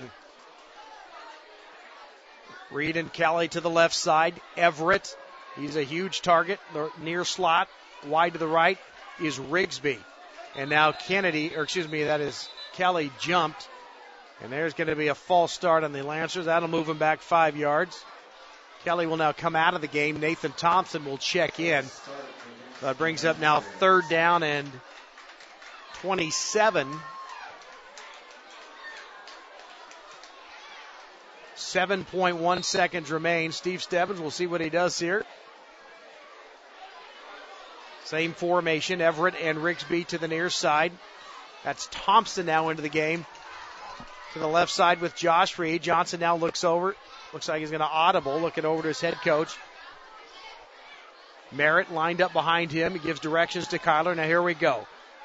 Eric barks out the signals. Low snap, got up some pressure. Merritt gives him a block, rolls left side, gets around the corner, going to tuck it under, 50, 45, cuts it inside, and is going to be taken down at the 40. That's the final play of this first half. The boys from Tri-City, huge first half, and the Lancers in control of this one. We played 24 minutes from Brookings-Harbor, and it's all South Umpqua. Lancers 34 and Brookings-Harbor nothing. The halftime show is coming up next on DouglasCountySportsOnline.com. When it's time to huddle up the team for a family meal, make sure your game plan includes a trip to Ray's Food Place. Your home team needs a hometown store, and that's how Ray's got started in 1956. A good home team needs the perfect combination of offense, defense, and special teams. And Ray's Food Place scores best with great pricing, quality products, and friendly service. Ray's is proud to sponsor today's local football action. Ray's Food Place, family owned, family values since 1956. Are your eyes good enough to tell apples from oranges? Then you should be able to see the value of taking your eyes to Advanced Eye Care in Myrtle Creek. A common misconception is that you can go to a department store or box store, take care of all your vision needs, and save money. In most cases, that store can't address the same medical issues as Doctors Goodwin and Kelly can. You see, Advanced Eye Care utilizes the latest technological innovations and diagnostic equipment. While checking your vision, they may detect yet undiagnosed problems like high blood pressure, diabetes, even a brain tumor. Advanced Eye Care also has eyewear for every budget, from very affordable package plans to premium lenses and designer frames. They even have 0% financing for 6 to 12 months depending on your budget. Remember, these are your eyes we're talking about. Do you really want a department store or box store working on them? Apples and oranges. Don't lose sight of what's best for you and your family. Get superb value and professional patient care at Advanced Eye Care, offering a lifetime commitment to your vision health in Myrtle Creek on Main next to SoCo Coffee. McGruff, the crime dog here with my nephew Scruff. Get a pencil and write down an important address. It's for the new McGruff comic activity book. And it's full of me. The address is Scruff McGruff, Chicago, Illinois, 60652. Hey, Scruff McGruff, Chicago, Illinois, 60652. Scruff McGruff, Chicago, Illinois, 60652. Scruff McGruff, Chicago, Illinois, 60652. It tells you what to do about guns and about bullies and drugs and about strangers who want to give you a ride. Scruff McGruff, Chicago, Illinois, 60652. And it's full of games and puzzles, too. So for your free copy of my new comic activity book, just write Scruff McGruff, Chicago, Illinois, 60652. Not bad. Can I do it again? One more time. Scruff McGruff, Chicago, Illinois, 60652. You'll be helping me take a bite out of crime. A public service message from this station, the U.S. Department of Justice, the Crime Prevention Coalition, and the Ad Council.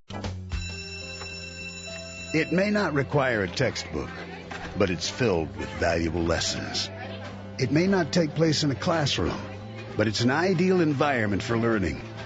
It may not involve a diploma, but it can help prepare Oregon's young people for life. It's high school sports. High school sports can play a critical role in a student's overall education. In fact, studies show that students that participate in high school sports are more likely to enjoy greater levels of achievement in their academic lives. If you think high school sports are only about competition, think again. Better yet, think about attending a high school sporting event in your community. You'll be amazed by what you see. High school sports, a winning part of a complete education. This message presented by the Oregon School Activities Association and the Oregon Athletic Directors Association. To recognize the achievements of every student. That's the mission of the South Umpqua High School Booster Club. Each year, the boosters bring awareness to the community about student achievements. Get involved. Visit a booster club meeting on the second Monday of the month at the district office starting at 6:30 in the evening. South Umpqua High hosts 13 sporting activities from the fall through spring sessions. Contact Lisa Lemming at 580-8405 Support your community. Support South Umpqua Booster Club. And welcome back to Brookings-Harbor High School. Brent Newton. We're at halftime of this Far West League football game, and it's all South Umpqua. Lancers lead it by a score of 34-0. They jumped out to a 21-0 lead after the opening quarter. They'd had 13 points in that second period, and they go into the locker room with a 34-0 advantage over the Bruins here, trying to go to 2-0 in the Far West League and 4-1 overall. Kyler Merritt got the scoring started on a 7-yard touchdown run. He carried all 5 times of that opening possession. The final 7 yards into the end zone, the extra point was no good, and SU led it 6-0. Eric Johnson on the next possession went 15 yards to cap a nice SU drive. The 2-point conversion was good. It was a Matt Kennedy run that made it 14-0. On the Lancers' third possession, Kyler Merritt went 40 yards, the extra point by Bueller, and it was 21-0, and the Lancers were on their way. They led it 21-0 after the opening quarter. They would score twice in the second period, a 12-yard touchdown strike from Eric Johnson to Sean Rigsby. Great catch in the back of the end zone by the junior wideout. The extra point good. It was 28-0.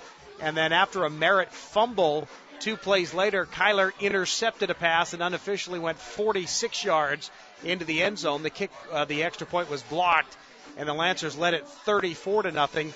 And that's the way they go into the locker room, 34-0 South Umpqua. We're going to take a quick timeout. In fact, I'm going to let you listen to the pregame interview. I don't think there were a lot of people onto the broadcast that early, so I'll let you listen to the interview with Steve Stebbins I did before the game. We'll come back after this break. You're listening to Lancers Football on DouglasCountySportsOnline.com. Dell's Building Supply has been an active member of the Myrtle Creek Tri-City community for more than 50 years. Dell's is also proud to sponsor its local students and a variety of school programs, including South Umpqua High School athletics. Owner Jeff Johnson and his staff wish all Lancer teams success this season. Dell's Building Supply, 102 South Old Pacific Highway in Myrtle Creek. Go Lancers! Kids who play sports are healthier than those who don't. They learn discipline, teamwork, and life habits that promote achievement. Kids in sports form strong social skills, develop confidence, enjoy a high standard of mental health, and often become solid building blocks of the community. As the local teams play out this season, they'll learn about a lot more than competing in games. They'll learn life lessons that can be gained nowhere else. That's why Clinton Newell Auto Group supports local youth athletics. Just like the team that lines up and runs the ball up the middle, ShopSmart doesn't rely on fancy gimmicks or trick plays. All you'll find at your neighborhood ShopSmart are direct deals for the best prices on the products you need most. Need a first down on 3rd and 1? Pull back up the middle. Need prices on groceries that won't break the family bank? Head to ShopSmart. Proud to support today's local football. ShopSmart, where savings are in the bag. Did you know Dutch Bros Coffee roasts all of their own coffee fresh every day? We have individual relationships with the farmers that harvest our coffee to ensure that there's no compromise in any step of the process. From the farmer to the cup, we guarantee satisfaction. It says so at the bottom of every cup. Drive through one of our convenient locations today and put our world-renowned speed, award-winning service, and unprecedented quality to the test. All of our locations are locally owned and operated to strengthen community involvement. Visit www.dutchbros.com today.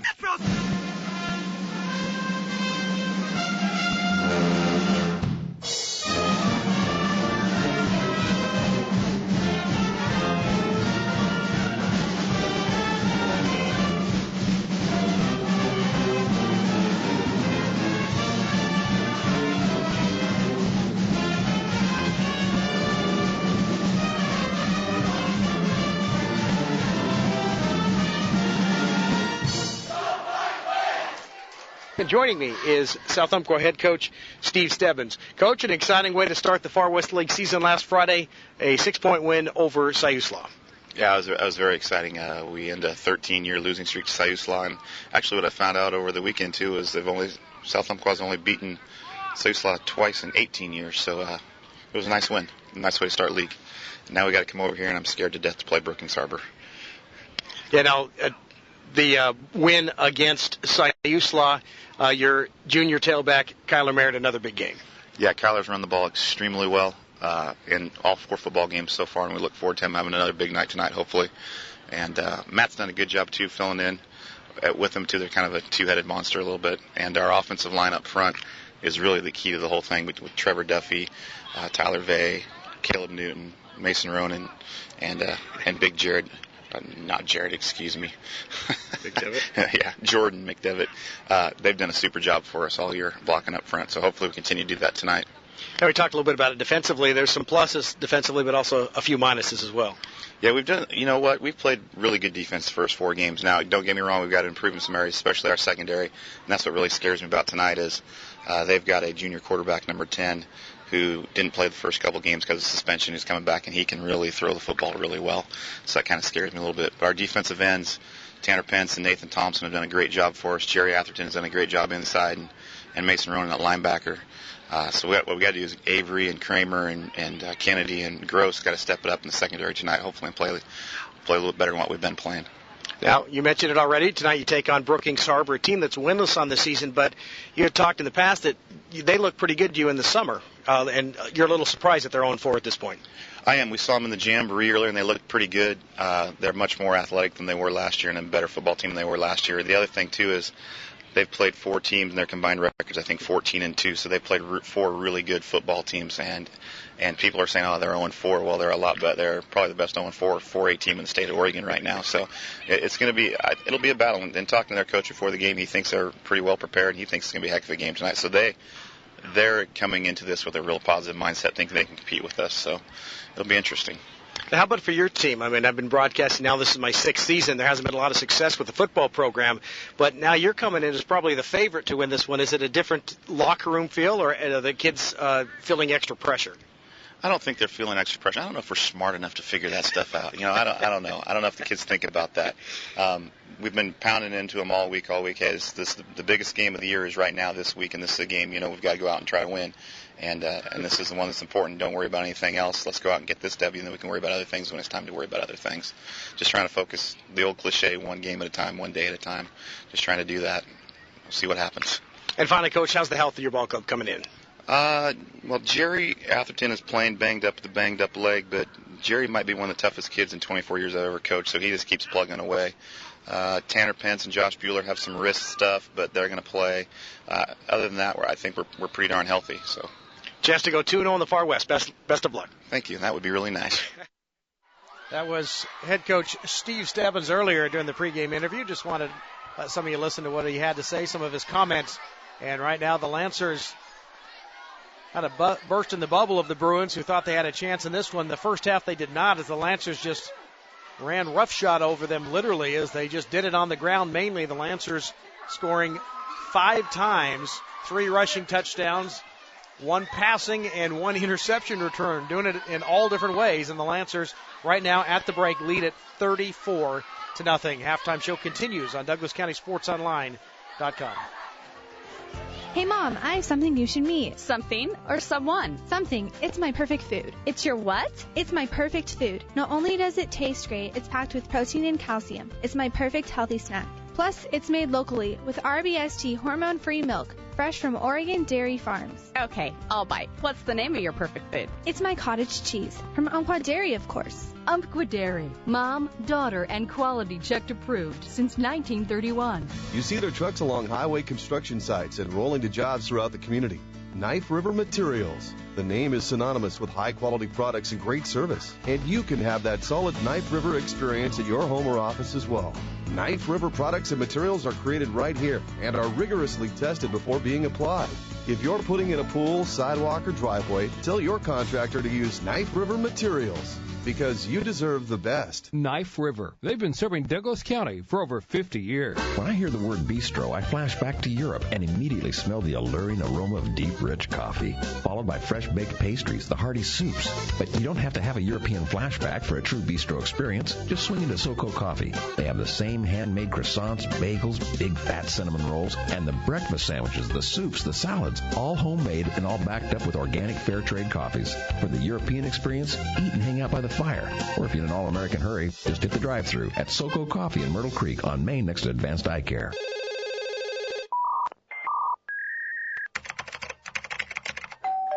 They call, send letters, email, and visit your home. They're not friends or family. They're con artists, scammers, and criminals. In times like these, it's important to learn how to protect yourself. Credit card schemes, bogus investment opportunities, and free vacation scams are just a few ways that today's criminals target you and your family. Protect yourself. Never give anyone your social security number, credit card, or bank account information unless you initiated the call. Stay informed of current scams by contacting your Attorney General's office and Better Business Bureau. If you're a victim, reporting the con to the local authorities will prevent others from suffering the same fate. To learn more about how to keep your family safe from con artists and scams, visit ncpc.org.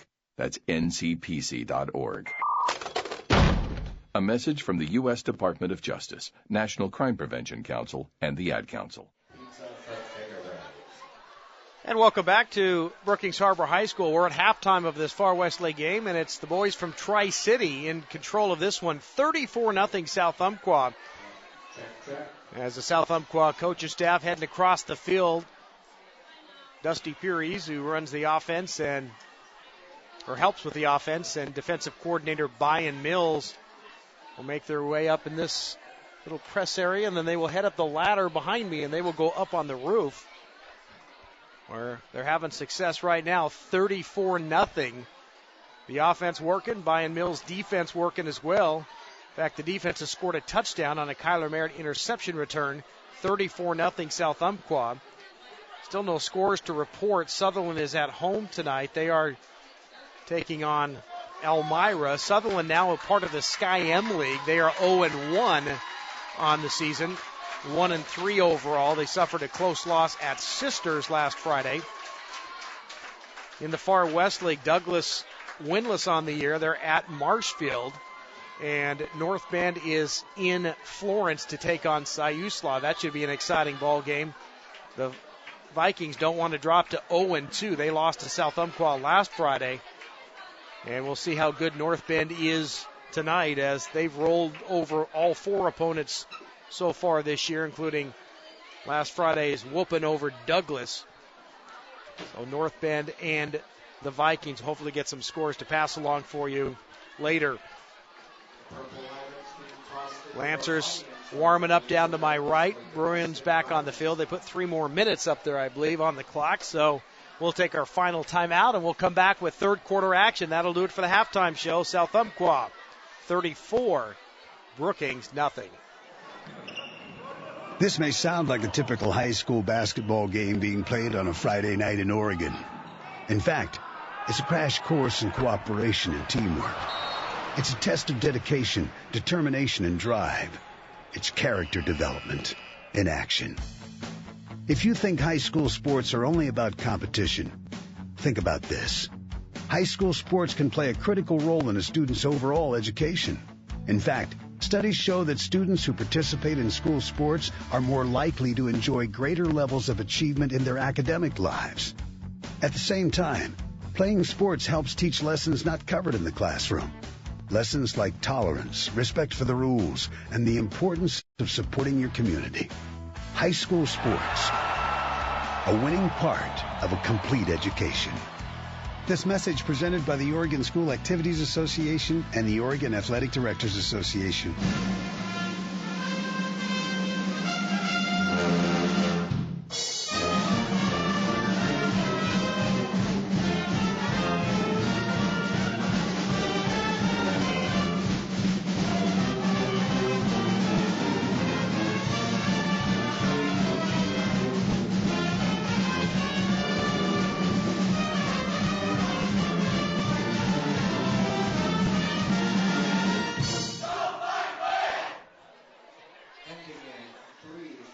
Lancers 34 and Brookings-Harbor nothing. I'm Brent Newton here at Brookings-Harbor High School on the Oregon coast. Had a nice trip over here with Mike and Lisa Lemming.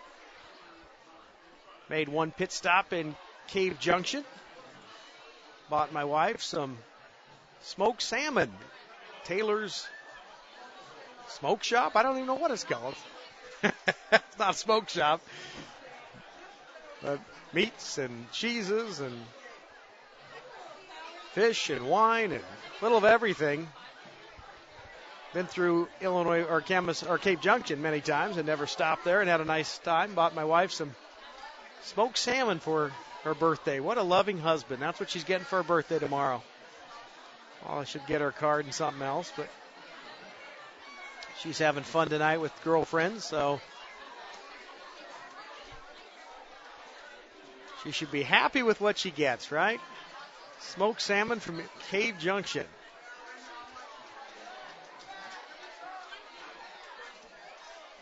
So here we go. The Lancers will get the football first.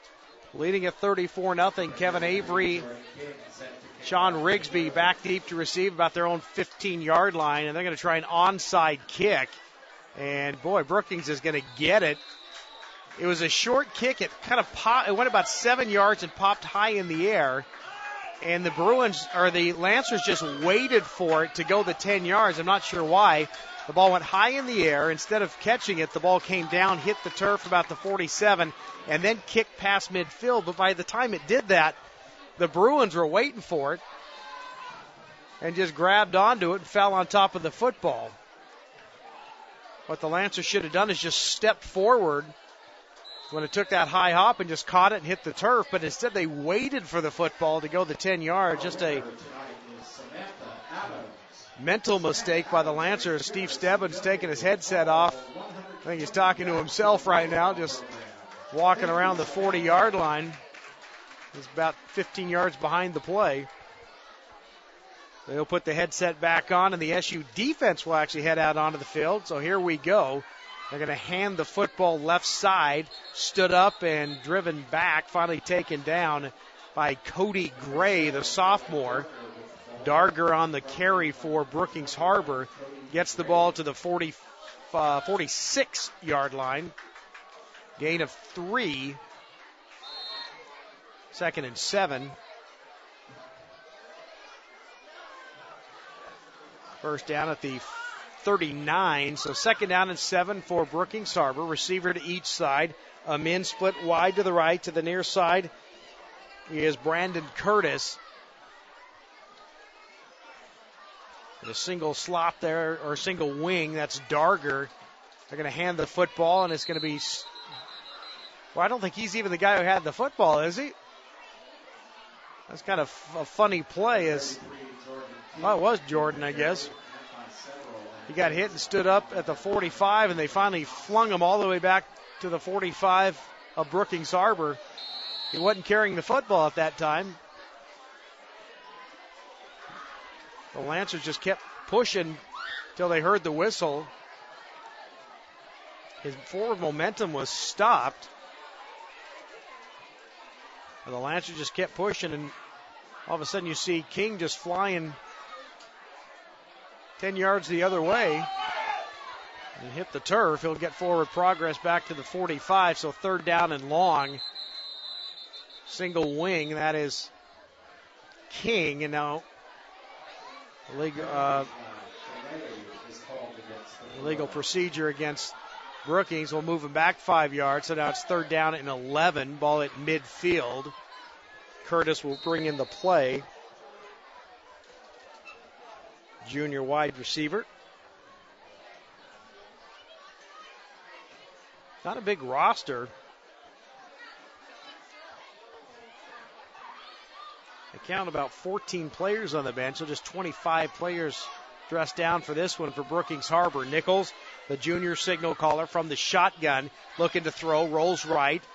Charging after him is Bueller. He'll get rid of it. He threw it behind his intended target, about the original line of scrimmage, and it's incomplete. Kyler Merritt on the coverage. Alex Darger was the intended target, and it's 4th down and 11.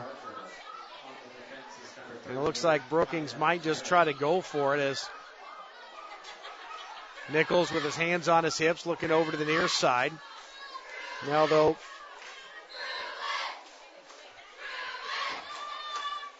send in Trevor Johnson with the play call. He'll give the call to his quarterback, and then Johnson doesn't even huddle up. He just turns around and heads toward the near sideline. He's lined up. Near side, single coverage with Avery.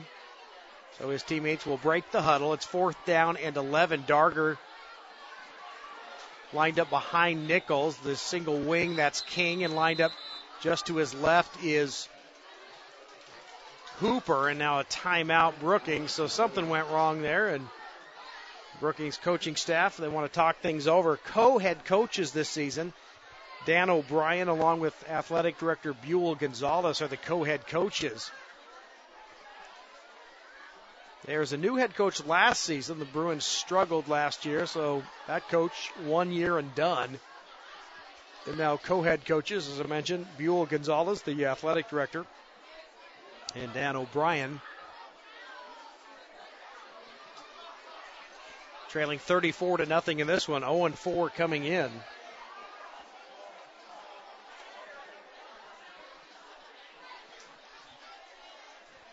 Well, 4th down and 11 from midfield. Brookings looks like they'll go for it. Jerry Atherton standing over the football, talking with the officials.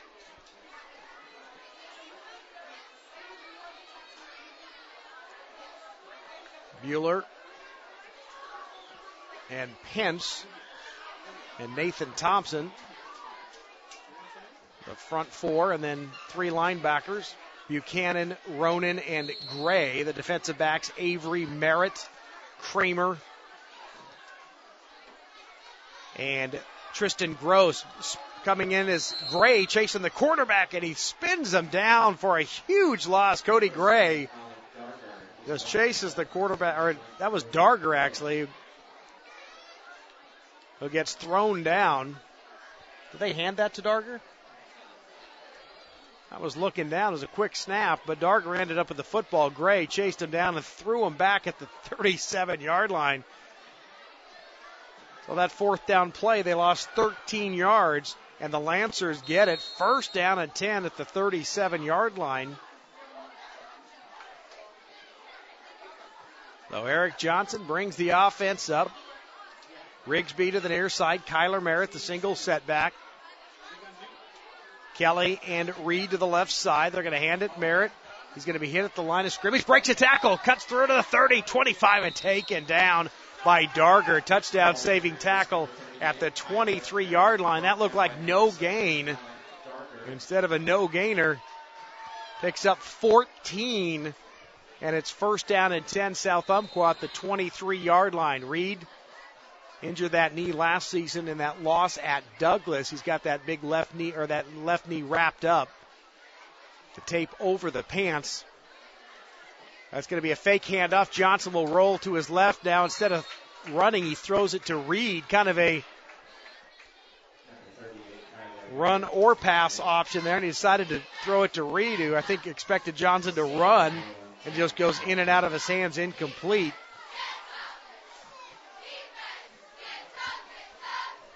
I think that kind of fooled Josh. I think he thought Eric was going to just hang on to it and run the football.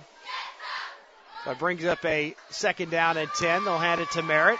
Hit at the line of scrimmage. McDevitt pushes him forward, and Merritt gets to the 20. Gain of 3, 3rd down and 7. 4-down territory for the Lancers. 3rd down and 7. 9:30 to go here in the 3rd quarter. 34-0 South Umpqua. They led it 21-0 after the opening quarter. 34-0 at the break, and trying to add to it here. Rigsby to the near side. Merritt the single setback. 2 receivers to Johnson's left. Eric will fake the handoff. Rolls left. Pressure. He's going to throw it to Reed. Caught it. Splits the defense. 15, 10. Heads for the corner of the end zone. Knocked out of bounds at about the 3-yard line. 1st and goal South Umpqua.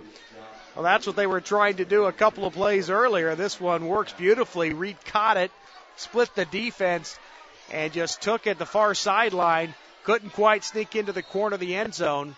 and it's first down and goal for the Lancers. Ball placed around the 3-yard line. Johnson quickly has the offense up. Merritt behind him.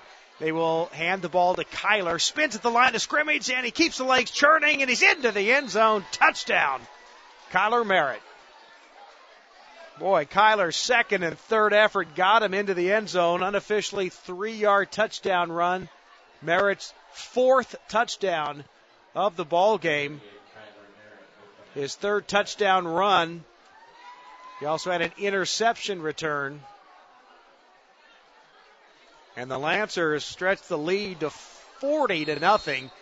Rigsby will do the holding chores. On to try the extra point. Bueller. The snap, the placement down, the kick is up, and it is good. 8:55 to go.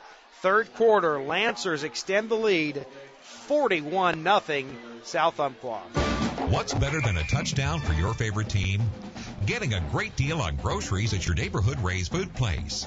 Ray's Food Place is your home team with fresh produce, the highest quality meats, tasty bakery items, and everything you need to game plan a party, a tailgater, or just a quick weeknight meal. Ray's is proud to sponsor today's local football action because you support us every day.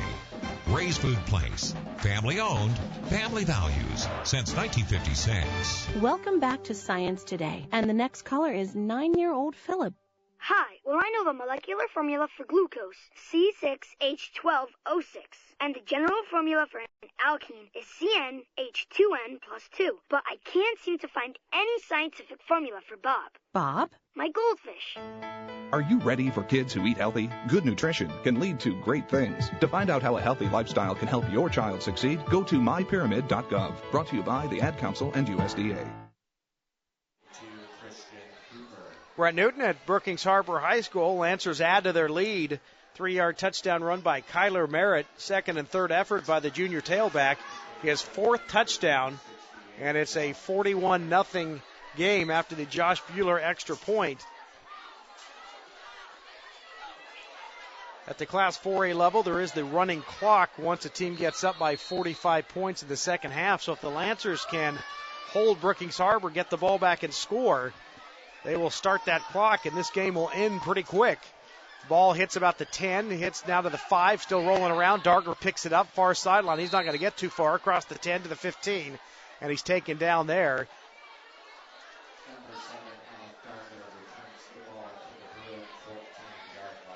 I think that's Jared Trimnell, number 7, 5'7", 150-pound sophomore, getting off the turf. I think he made the stop. So Russ Nichols, the junior quarterback, heads onto the field for Brookings-Harbor. As I mentioned, the rosters don't list the heights and weights of the Brookings-Harbor team. Definite size advantage, just looking at the line for Brookings-Harbor. It's the Lancers have the big boys up front. I think they're going to have that advantage most of the season, at least through the far west leg. And there's another tipped pass. Not sure who got in on it. I think it might have been Bueller.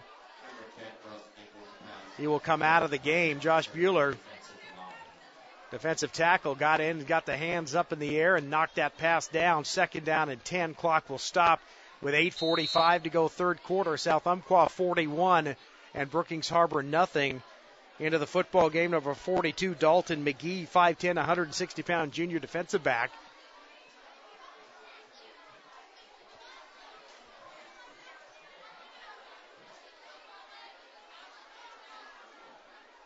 Caleb Newton now in at middle linebacker, giving Mason Ronan a break. They'll keep the ball on the ground. Hit and stood up. 4-5 white jerseys. Cameron Everett there pushing hard and knocks the runner back. Jerry Atherton also there on the stop. Jerry, always around the football, 6'3", 265, a senior.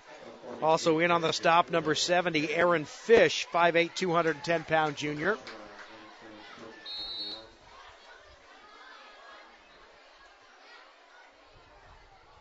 So third down and about 8 for Brookings. 8-10 and counting here in the third quarter. 41-0 South Umpqua. Jumped out to a 21-0 lead. Scored in the first 4 possessions. They've never looked back. 41-0. Lancers in control of this one. Nichols fakes the handoff, rolls to his left, got some open field. He's going to throw instead. It's caught by Darger. First down at the 30, turns it upfield 35 and knocked out of bounds. Thomas Buchanan and Kyler Merritt on the stop for South Umpqua, but Brookings will move the chains. That gets the Bruins home faithful a little something to cheer.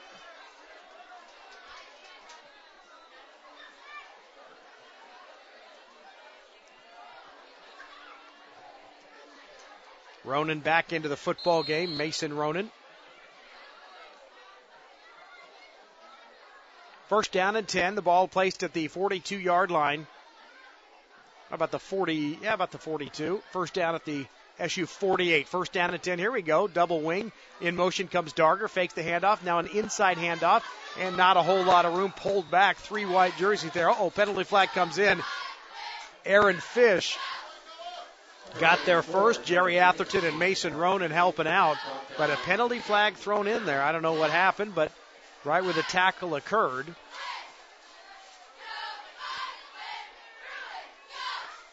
It's a face mask on South Umpqua.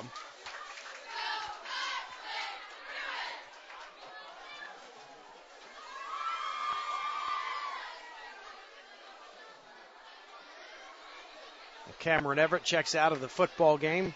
Back in is number 68. That's Josh Bueller. 6 foot, 200-pound sophomore. Also the place kicker on this team.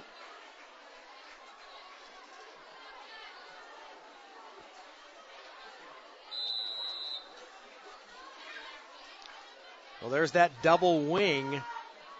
Darger comes in motion. They will hand it to Darger. And can he split the defense? No, Ronan. Nice pursuit from the senior linebacker, and he takes Darger down for no gain. Second down and 10.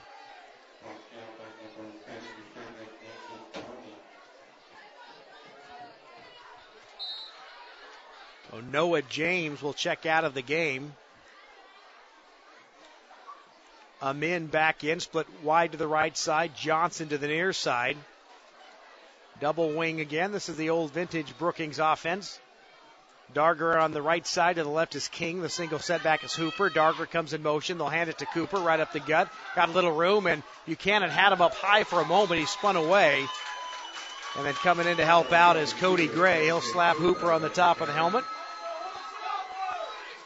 And now number 14, Thomas Buchanan, in on that tackle. A third down for Brookings. This might be their deepest penetration of the ball game.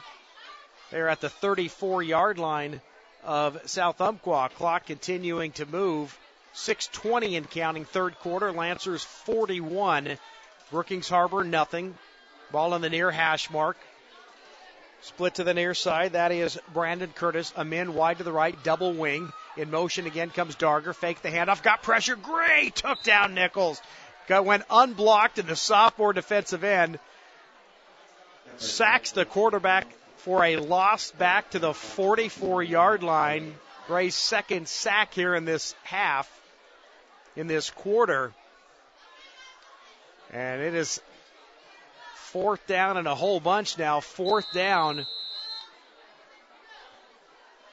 and about 14. Brookings obviously going to go for it. Trips right, Darger, King, and Amin to the right side. The single setback is Hooper. Split to the near side. That is Trevor Johnson. Nichols with Hooper lined up just to his right side. Checks out the SU defense. Little pressure from Bueller. He's going to set up the screen to Hooper. That's going to go nowhere. He spun him down, but they didn't call him down. He stayed up, goes the near sideline, 20. He's going to score, and he will. Boy, Ronan grabbed him by the waist and just spun him down, but somehow he ended up on the legs of Ronan, his backside, and kind of just stayed up. His knee never went down. Elbow never went down. And he just kept going, and the Lancers kind of quit on the play, and Brookings-Harbor able to score. Kind of a lucky play as Ronan maybe had him for a yard gain at the most, but Ronan, when he spun him, he just kind of threw him on top of himself, and he stayed up on top of Ronan, if that makes sense, and just pushed his hands, kept his right hand down on the ground and kept himself up and just headed down the far sideline for the score.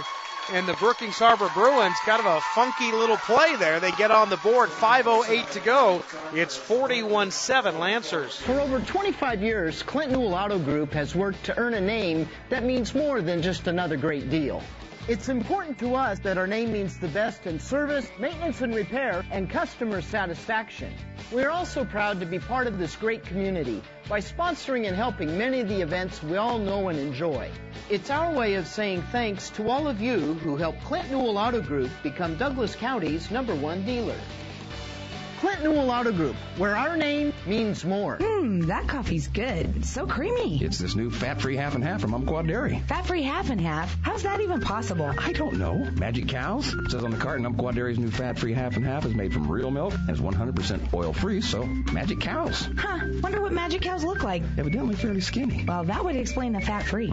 Think I'll have another cup and extra half and half. Umpqua Dairy's new fat-free half and half. It's made using local RBST-free magic cows. And it's not just for coffee. It's a great cream substitute in your favorite recipes. Look for it in your Grocer's Dairy case today. So Brookings-Harbor gets on the board, a 44-yard touchdown pass from Nichols to Cooper on a little screenplay that looked like it was going nowhere, but Mason Ronan didn't wrap up the receiver, and while he's trying to spin him down, he just let him go, and somehow Hooper ended up on top of Ronan, had his hand down. The knee didn't go down, the elbow didn't go down.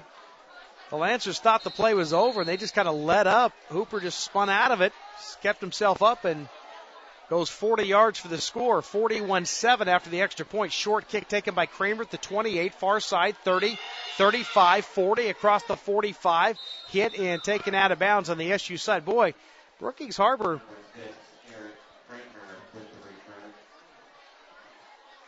they keep playing right up to the whistle a little bit after, as both teams are a little chippy in this one.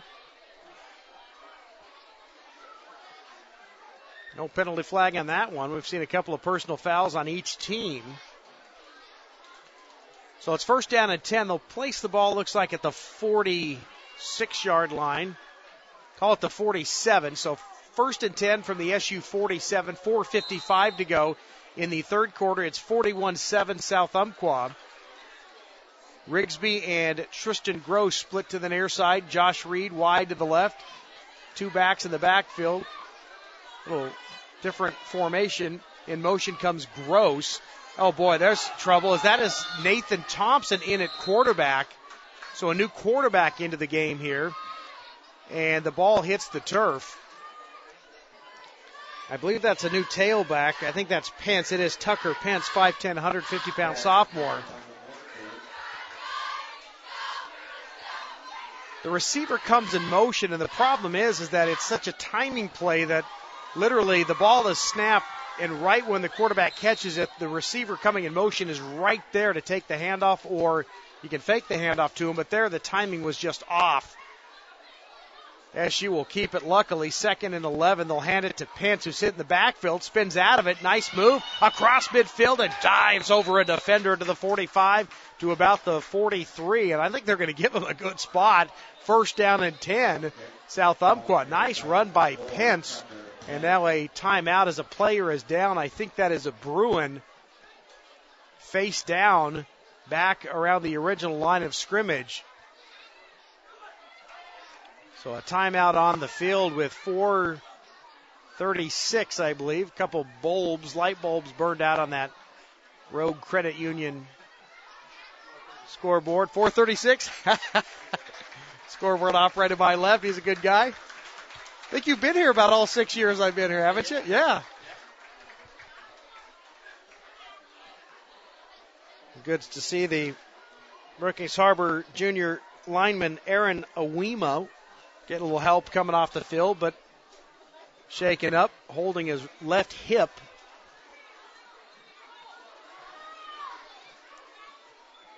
So some new players out there, new center into the ball game. Caleb Newton comes out. Joaquin Quintana goes by JJ. Laura Quintana, the athletic secretary, that's her son, 5'7", 230-pound senior. In at center, Nathan Thompson, the backup quarterback, takes the snap, fakes the handoff. He'll keep it, puts the shoulder down. He's a tough runner, big kid, keeps the legs moving across the 40, moves the pile to the 37, maybe the 36-yard line. Good run by Nathan Thompson.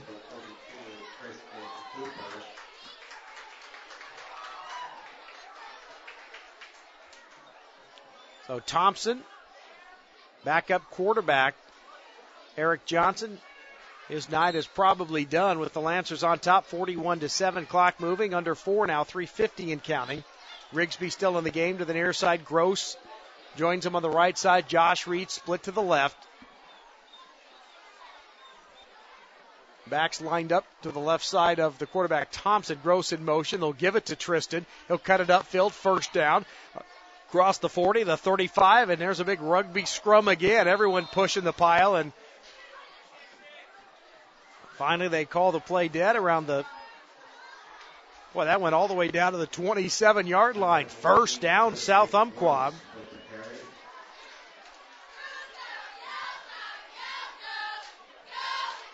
Other than Quintana, the same offensive line is out there. McDevitt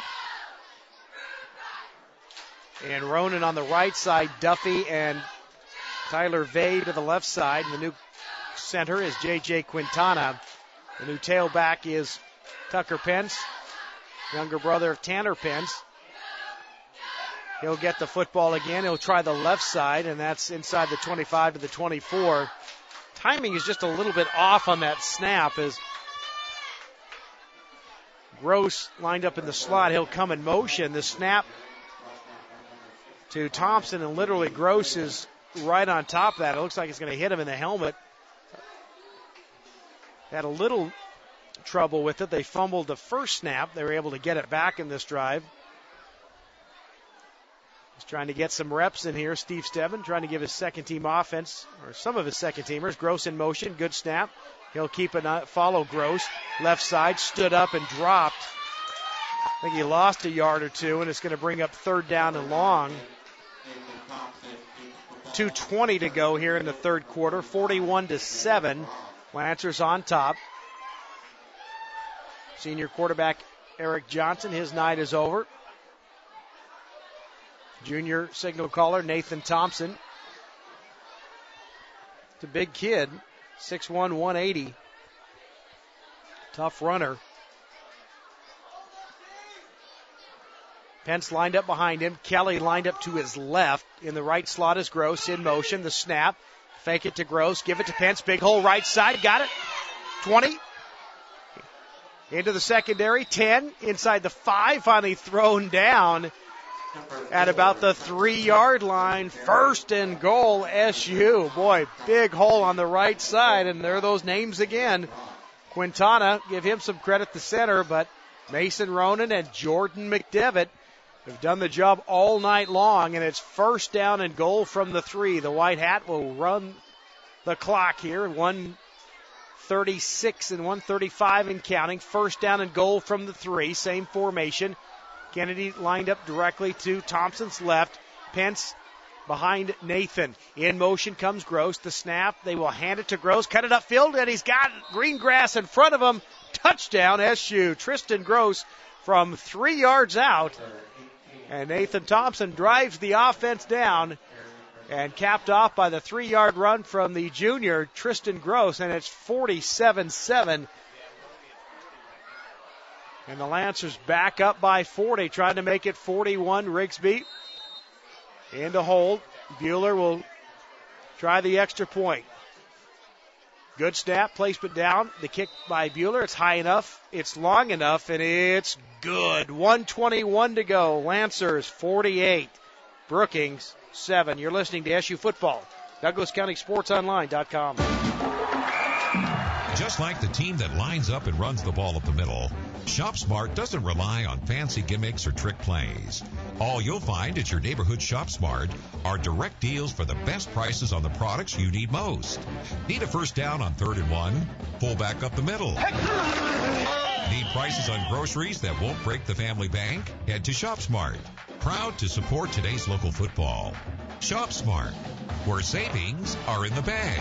Did you know Dutch Bros Coffee roasts all of their own coffee fresh every day? We have individual relationships with the farmers that harvest our coffee to ensure that there's no compromise in any step of the process. From the farmer to the cup, we guarantee satisfaction. It says so at the bottom of every cup. Drive through one of our convenient locations today and put our world-renowned speed, award-winning service, and unprecedented quality to the test. All of our locations are locally owned and operated to strengthen community involvement. Visit www.dutchbros.com today.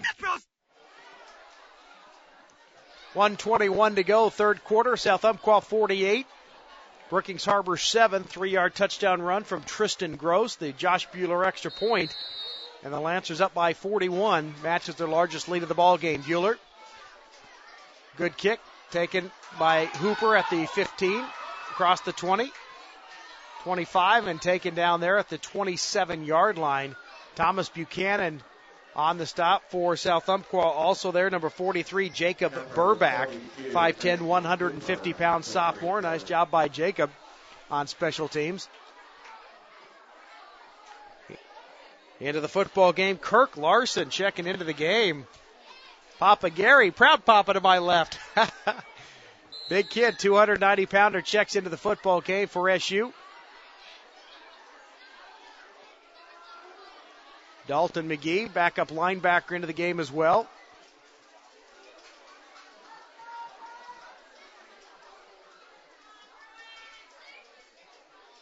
So first down and 10 for Brookings-Harbor. Looks like Caleb Newton, a little blitz. They hand the ball and they run away from it, but a good job by Cody Gray, defensive end. He didn't let him get too far as kept containment, and Cody Gray having a big ball game. Well, he's getting better and better. He's only a sophomore. And Cody, who possibly could be the starting quarterback next year when Eric Johnson graduates, they'll have Nathan Thompson, a senior, Cody Gray, a junior. That'll be the quarterback battle for next season. Lancers building a program. The junior varsity team now 4-1 on the season. So the Lancers, the future looks bright, as does the present. Thrown across the middle and caught at the 39-yard line. And that's going to be good enough for a first down. Number 10, Brett Nickel pass is complete to number 34, Noah Gray. What a final score. Is that accurate? Final score from Eugene. Sheldon 34. Roseburg 7. So Thurman Bell's team drops to 2-3 on the season, 1-2 in the Southwest Conference. And from Sutherland, it's all Elmira. That's a Sky M League game. Elmira 30, Sutherland 6. The Bulldogs look like they're going to go to 0-2 in league and 1-4 overall. Hand the ball to Hooper. A little stutter step, gets by the defender and gets across the 45 and right across midfield. They'll give him forward progress to the 49 into South Umpqua territory, and that's going to be, should be a first down.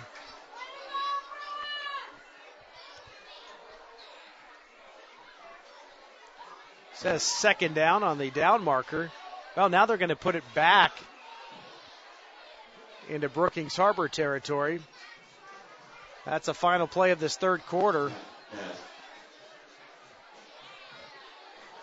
48-7 South Umpqua. I'm confused on what the down is. We'll tell you when we come back. Fourth quarter next on DouglasCountySportsOnline.com. Hear what one of Avista's customers has to say about energy efficiency. I'm John, and my wife Roberta and I bought this house about 10 years ago. This is an older home, and we decided to work with it to increase efficiency when we could. We've changed some appliances and worked with our utility company to get some rebates. I think we believe firmly that enough people in town making small choices adds up to a big collective impact. Join the effort and start saving today. Download rebate forms at everylittlebit.com. So it is a first down and 10 to start this fourth quarter. First down and 10 just inside SU territory at the 49, double wing. Darger comes in motion. He'll get the handoff, gets across midfield. 45 across the 40, first down, and finally driven out of bounds at around the 37-yard line. Number 7, Alan Darger. Jerry Atherton had to get all the way over from his defensive tackle position to chase that play down. But a big run by the Bruins. Knocked out of bounds with 11:51 to go in this ball game. It's 48-7. The new faces checking in now. Jesse Rams, a 5'9", 150-pound sophomore, wears number 24. Backup defensive back into the football game.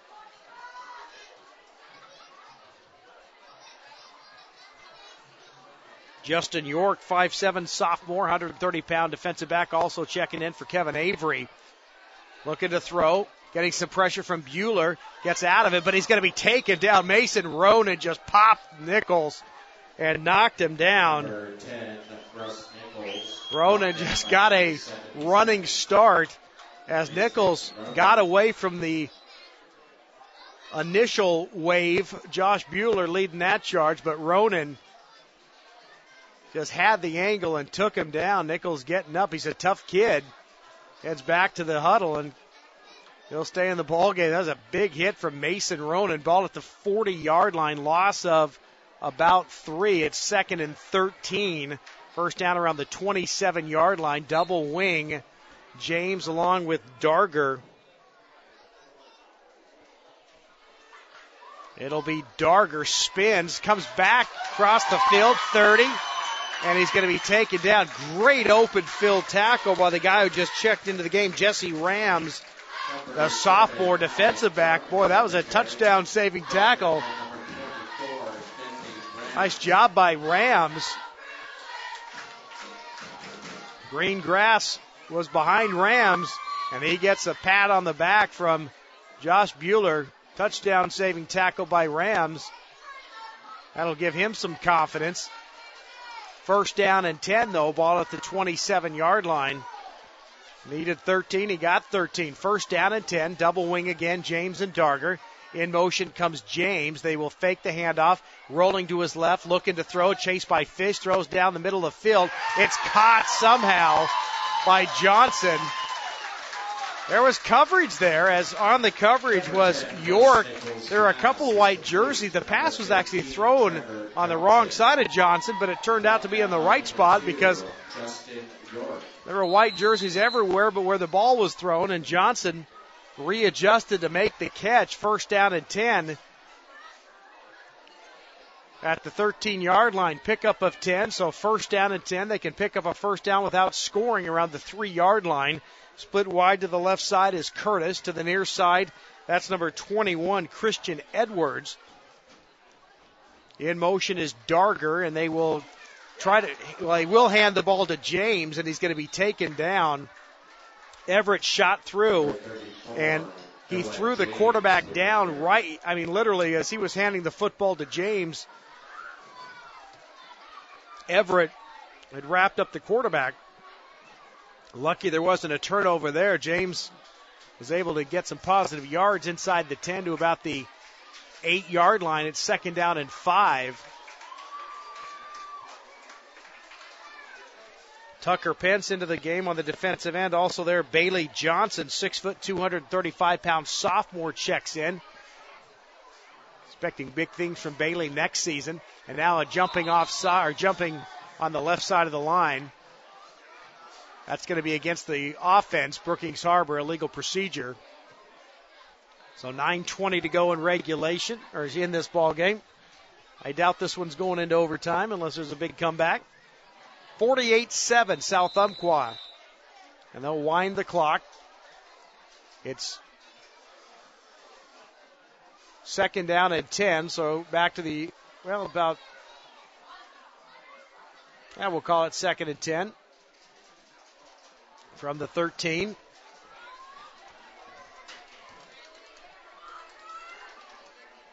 Double wing again. King will come in motion. They will hand it to Hooper up the middle. Kirk Larson there grabs the running back. Another rugby scrum. Bodies everywhere. The running back finally falls through. But his forward momentum was stopped. Put it around the 11-yard line, so it's going to bring up 3rd down and 8. Nichols looking over at the near sideline. He'll wait for the play call. Bringing it into him is number 15. That is Trevor Johnson. So 8 minutes and 15 seconds to go. South Umpqua 48, Brookings-Harbor 7. Bruins knocking on the door. Third down and 8. In motion is Darger. They will hand the ball to Darger. He's got some room across the 10, 5, and he backpedals into the end zone. Touchdown, Brookings.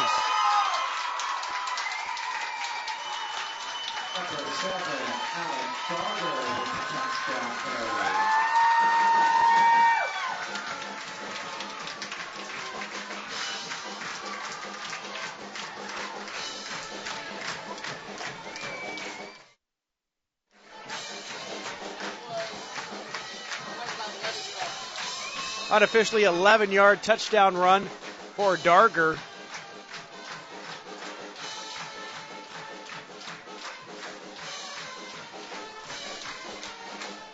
The extra point is up, and it is good. 7:58 to go. Brookings gets a little closer. It's 48-14, Lancers. When it's time to huddle up the team for a family meal, make sure your game plan includes a trip to Ray's Food Place. Your home team needs a hometown store, and that's how Ray's got started in 1956. A good home team needs the perfect combination of offense, defense, and special teams. And Ray's Food Place scores best with great pricing, quality products, and friendly service. Ray's is proud to sponsor today's local football action. Ray's Food Place, family owned, family values, since 1956. 48-14, South Umpqua with the lead.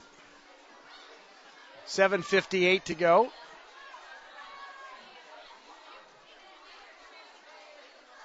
Back deep to receive for South Umpqua will be Kevin Avery along with Sean Rigsby. They will plant themselves back around the 15-yard line. See if the Bruins will try the onside kick. They've recovered one. It was to start this.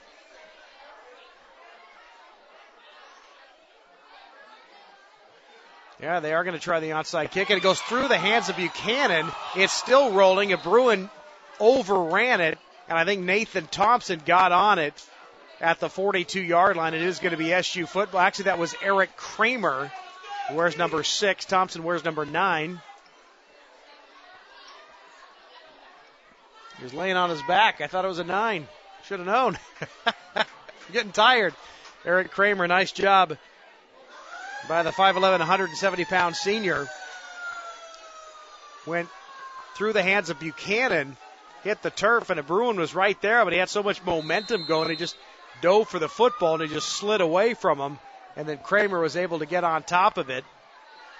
As I mentioned, Brookings recovered an onside kick to start this half. Almost had another one. So SU's got it, first down at 10. Officially the 42-yard line. Hand it to Pence, right side. Got some room, 45 across midfield. That's a lot of room. And he's near a first down. And I think he's got it. Gain of about 11. That should move the chains.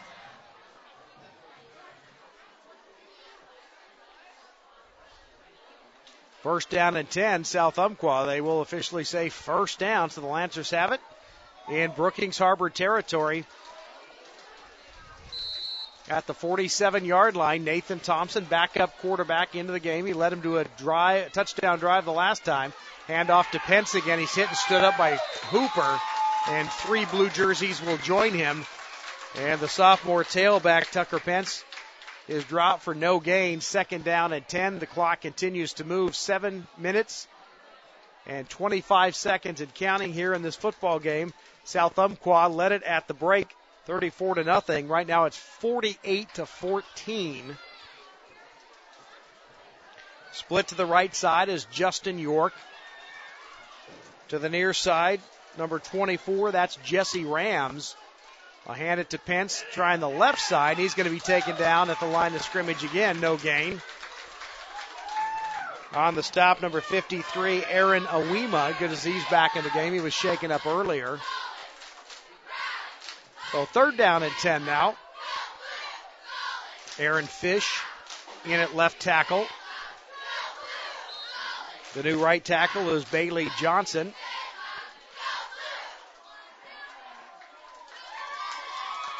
So Dalton McGee and Rams split to the near side. Two receivers wide to the right. Single set back is Pence. Thompson looking to throw. Near side for Rams. It's caught at the 44, and he's hit and dropped. Good coverage by the Bruins. So a short gain brings up 4th down. We'll see what Steve Stebbins will do. I don't think it can really hurt you to go for it at this point.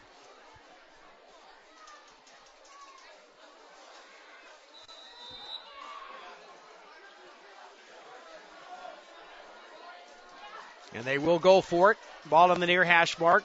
York and Kelly to the far side. McGee and Rams to the near side. Thompson looking to throw. Going deep, looking for Rams near the 20. Can he run underneath it? No, in and out of his hands. Boy, he had a chance. Good throw by Thompson. But Rams couldn't haul it in. Alex Kelly slapping his teammate on the helmet. Had he hauled it in, he would have most likely gone into the end zone, but just couldn't time it correctly, and they'll turn it over on downs with 5:44 to go here in this one.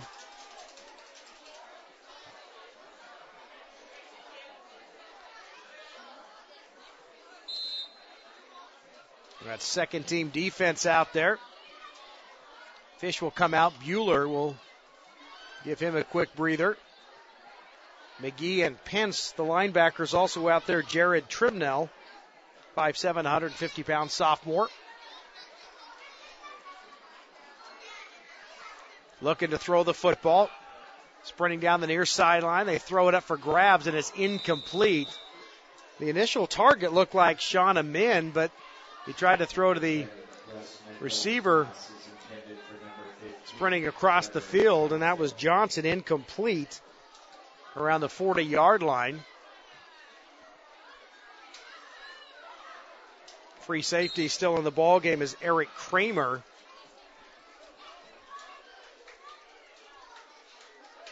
Rams, McGee,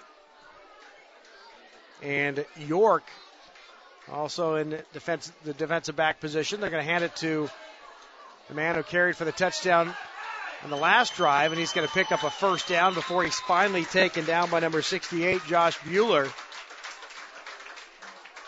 7, Alec Gardner with the 15-yard carry. Jacob Burback along with Trimnell and McGee are the linebackers. Got all bunched up there. Nope. McGee is the defensive back. Pence is the other linebacker with Burback and Trimnell. They're going to keep it on the floor or on the ground with Darger, and he's taken down. Nice open field tackle for the Lancers. I believe that was Pence. Yep, Tucker Pence on the stop. The 34-yard line. Bueller, Larson, Johnson, and the mystery man, number 44, young man from the state of Arizona he moved in from, right? You said? Oh, somebody told me that. Oh, that was Mr. Ronan. Mason's dad, who does the filming for the team, told me they have a new player. Where's number 44? He's not listed on the roster. They'll keep the ball on the ground, and ball comes loose. It's on the turf, and I guess Brookings got it. Yep. The white hat says third down. So third down at the 45-yard line. It's third down at about 7.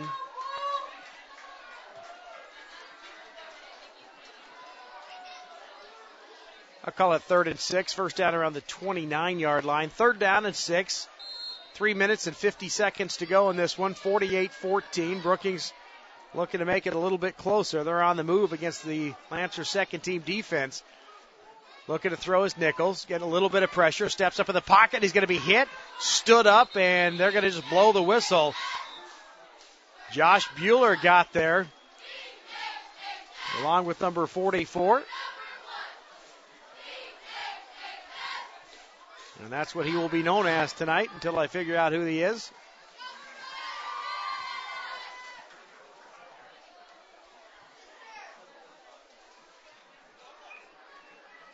.3:15 to go. And it's 4th down.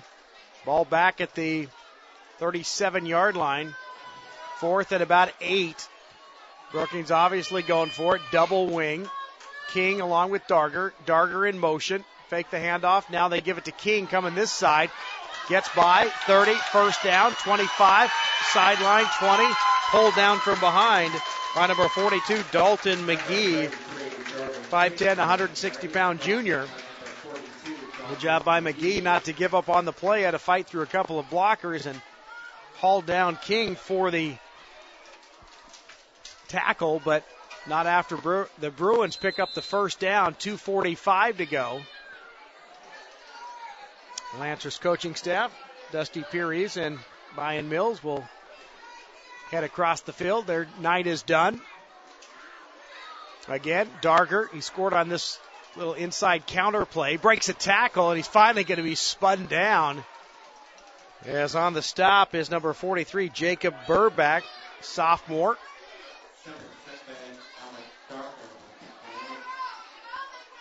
So 2:15 to go. Second down. First down at about the 8-yard line. 48-14 South Umpqua. Trying to get out of here without any injuries now.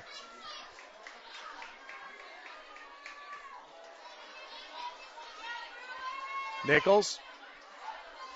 In single coverage out here with Rams. Looking to throw across the middle and incomplete. On the coverage was Jared Trimnell. Also there was Burback. Burback had never turned his head, but the ball was thrown low and behind Burback. Good coverage though, just two receivers in the same vicinity for Brookings-Harbor. And it brings up a third down. And a long 7. Ball just outside the 15-yard line. First down marker is around the 8. Third down and long. In motion is Darger. They will hand it to Darger. He's got some room, and he's going to get inside the 10. And he should be close to a first down. I think he's got it. And it's going to be first down and goal now for Brookings. They're knocking on the door again. Brookings fans stomping their feet. And now the Bruins will call a timeout with 1:38 to go in this one. They'd like to get on the board at least one more time.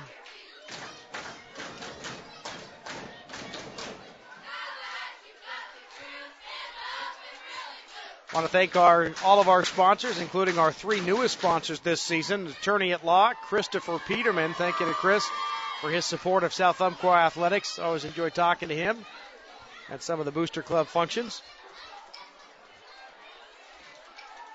Fry's Auto Body. Thank you to Fry's Auto Body and the Myrtle Creek Fire Department and their new chief, Mike Lemming. Just got that title recently. Mike and his wife Lisa were nice enough to let me hitch a ride with them, so I didn't have to drive by myself. So I'll be jumping in the car with them. If not, don't leave me. Gary Larson, who drove the bus, standing to my left. Make sure I'm in somebody's car before you leave, all right?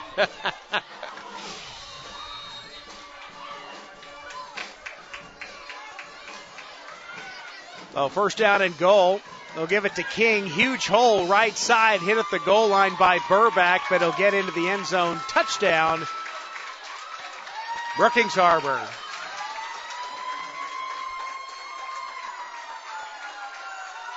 Unofficially a 7-yard touchdown run from King.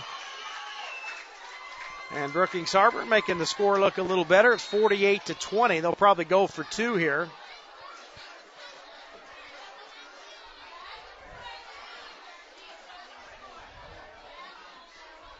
So Nichols will bring the offense up, double wing. Darger along with King. The single setback is Hooper. In motion comes King. They'll hand it to Hooper. Huge hole, and it puts the shoulder down, and he is into the end zone for the 2-point conversion. And it's now 48-22. Lancers. Are your eyes good enough to tell apples from oranges? Then you should be able to see the value of taking your eyes to Advanced Eye Care in Myrtle Creek. A common misconception is that you can go to a department store or box store, take care of all your vision needs, and save money. In most cases, that store can't address the same medical issues as doctors Goodwin and Kelly can. You see, Advanced Eye Care utilizes the latest technological innovations and diagnostic equipment. While checking your vision, they may detect yet undiagnosed problems like high blood pressure, diabetes, even a brain tumor. Advanced Eye Care also has eyewear for every budget, from very affordable package plans to premium lenses and designer frames. They even have 0% financing for 6 to 12 months depending on your budget. Remember, these are your eyes we're talking about. Do you really want a department store or box store working on them? Apples and oranges. Don't lose sight of what's best for you and your family. Get superb value and professional patient care at Advanced Eye Care, offering a lifetime commitment to your vision health in Myrtle Creek on Main next to SoCo Coffee.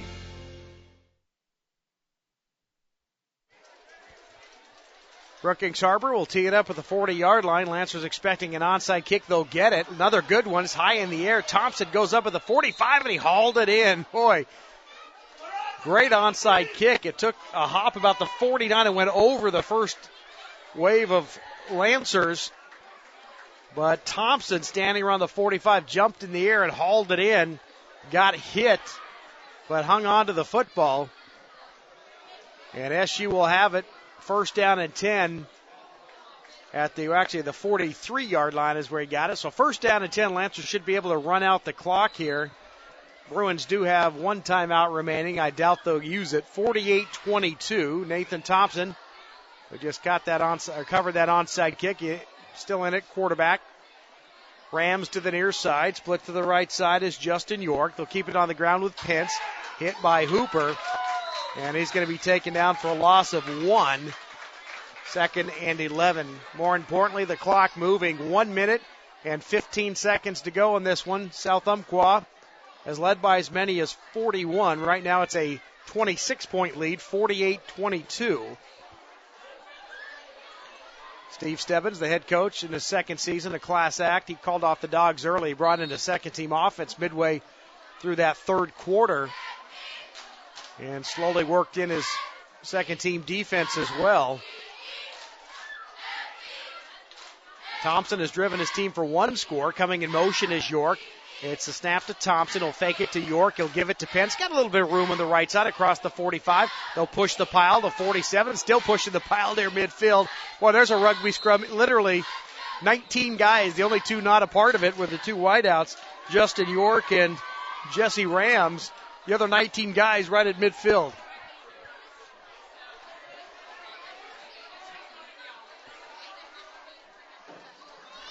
They may have to snap the ball one more time, not sure. Third down, the clock moving, 15 seconds and counting. They may not have to snap it at all. The white hat, the official, talking with the quarterback. And I guess they will not. 5 seconds, 4, and this is going to do it. 2-1, and the Lancers improved to 2-0 in the Far West League. 4-1 overall with a 48-22 victory over the Bruins. Brookings-Harbor drops to 0-2 in league play. They're now 0-5 on the season. More importantly for me, folks, this stops a losing streak here in Brookings-Harbor. This is my 16th broadcast in 6 years and my first victory here on the Oregon coast. And the Lancers improve, as I mentioned, to 4-1 on the season, 2-0 in the Far West. The final again, 48-22. Post game is next on Douglas County Sports Online.com. It may not require a textbook, but it's filled with valuable lessons. It may not take place in a classroom, but it's an ideal environment for learning. It may not involve a diploma, but it can help prepare Oregon's young people for life. It's high school sports, High school sports can play a critical role in a student's overall education. In fact, studies show that students that participate in high school sports are more likely to enjoy greater levels of achievement in their academic lives. If you think high school sports are only about competition, think again. Better yet, think about attending a high school sporting event in your community. You'll be amazed by what you see. High school sports, a winning part of a complete education. This message presented by the Oregon School Activities Association and the Oregon Athletic Directors Association. Just like the team that lines up and runs the ball up the middle, ShopSmart doesn't rely on fancy gimmicks or trick plays.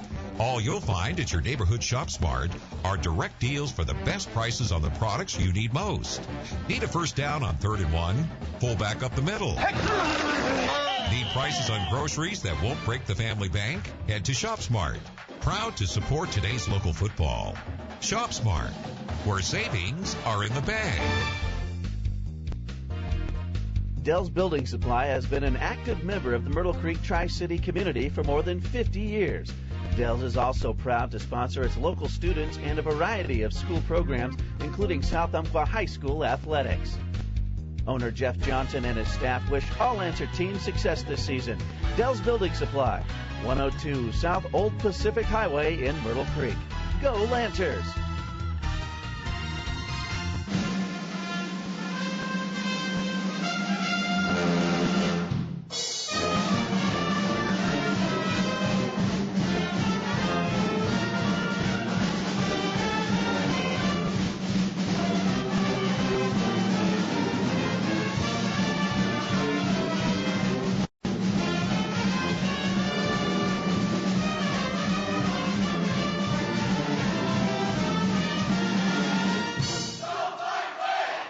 Go Fight Win. Congratulations to the Lancers. 48-22. They win it by 26, improving to 2-0 in the Far West League and 4-1 on the season. SU jumped out to a 21-0 lead after the opening quarter.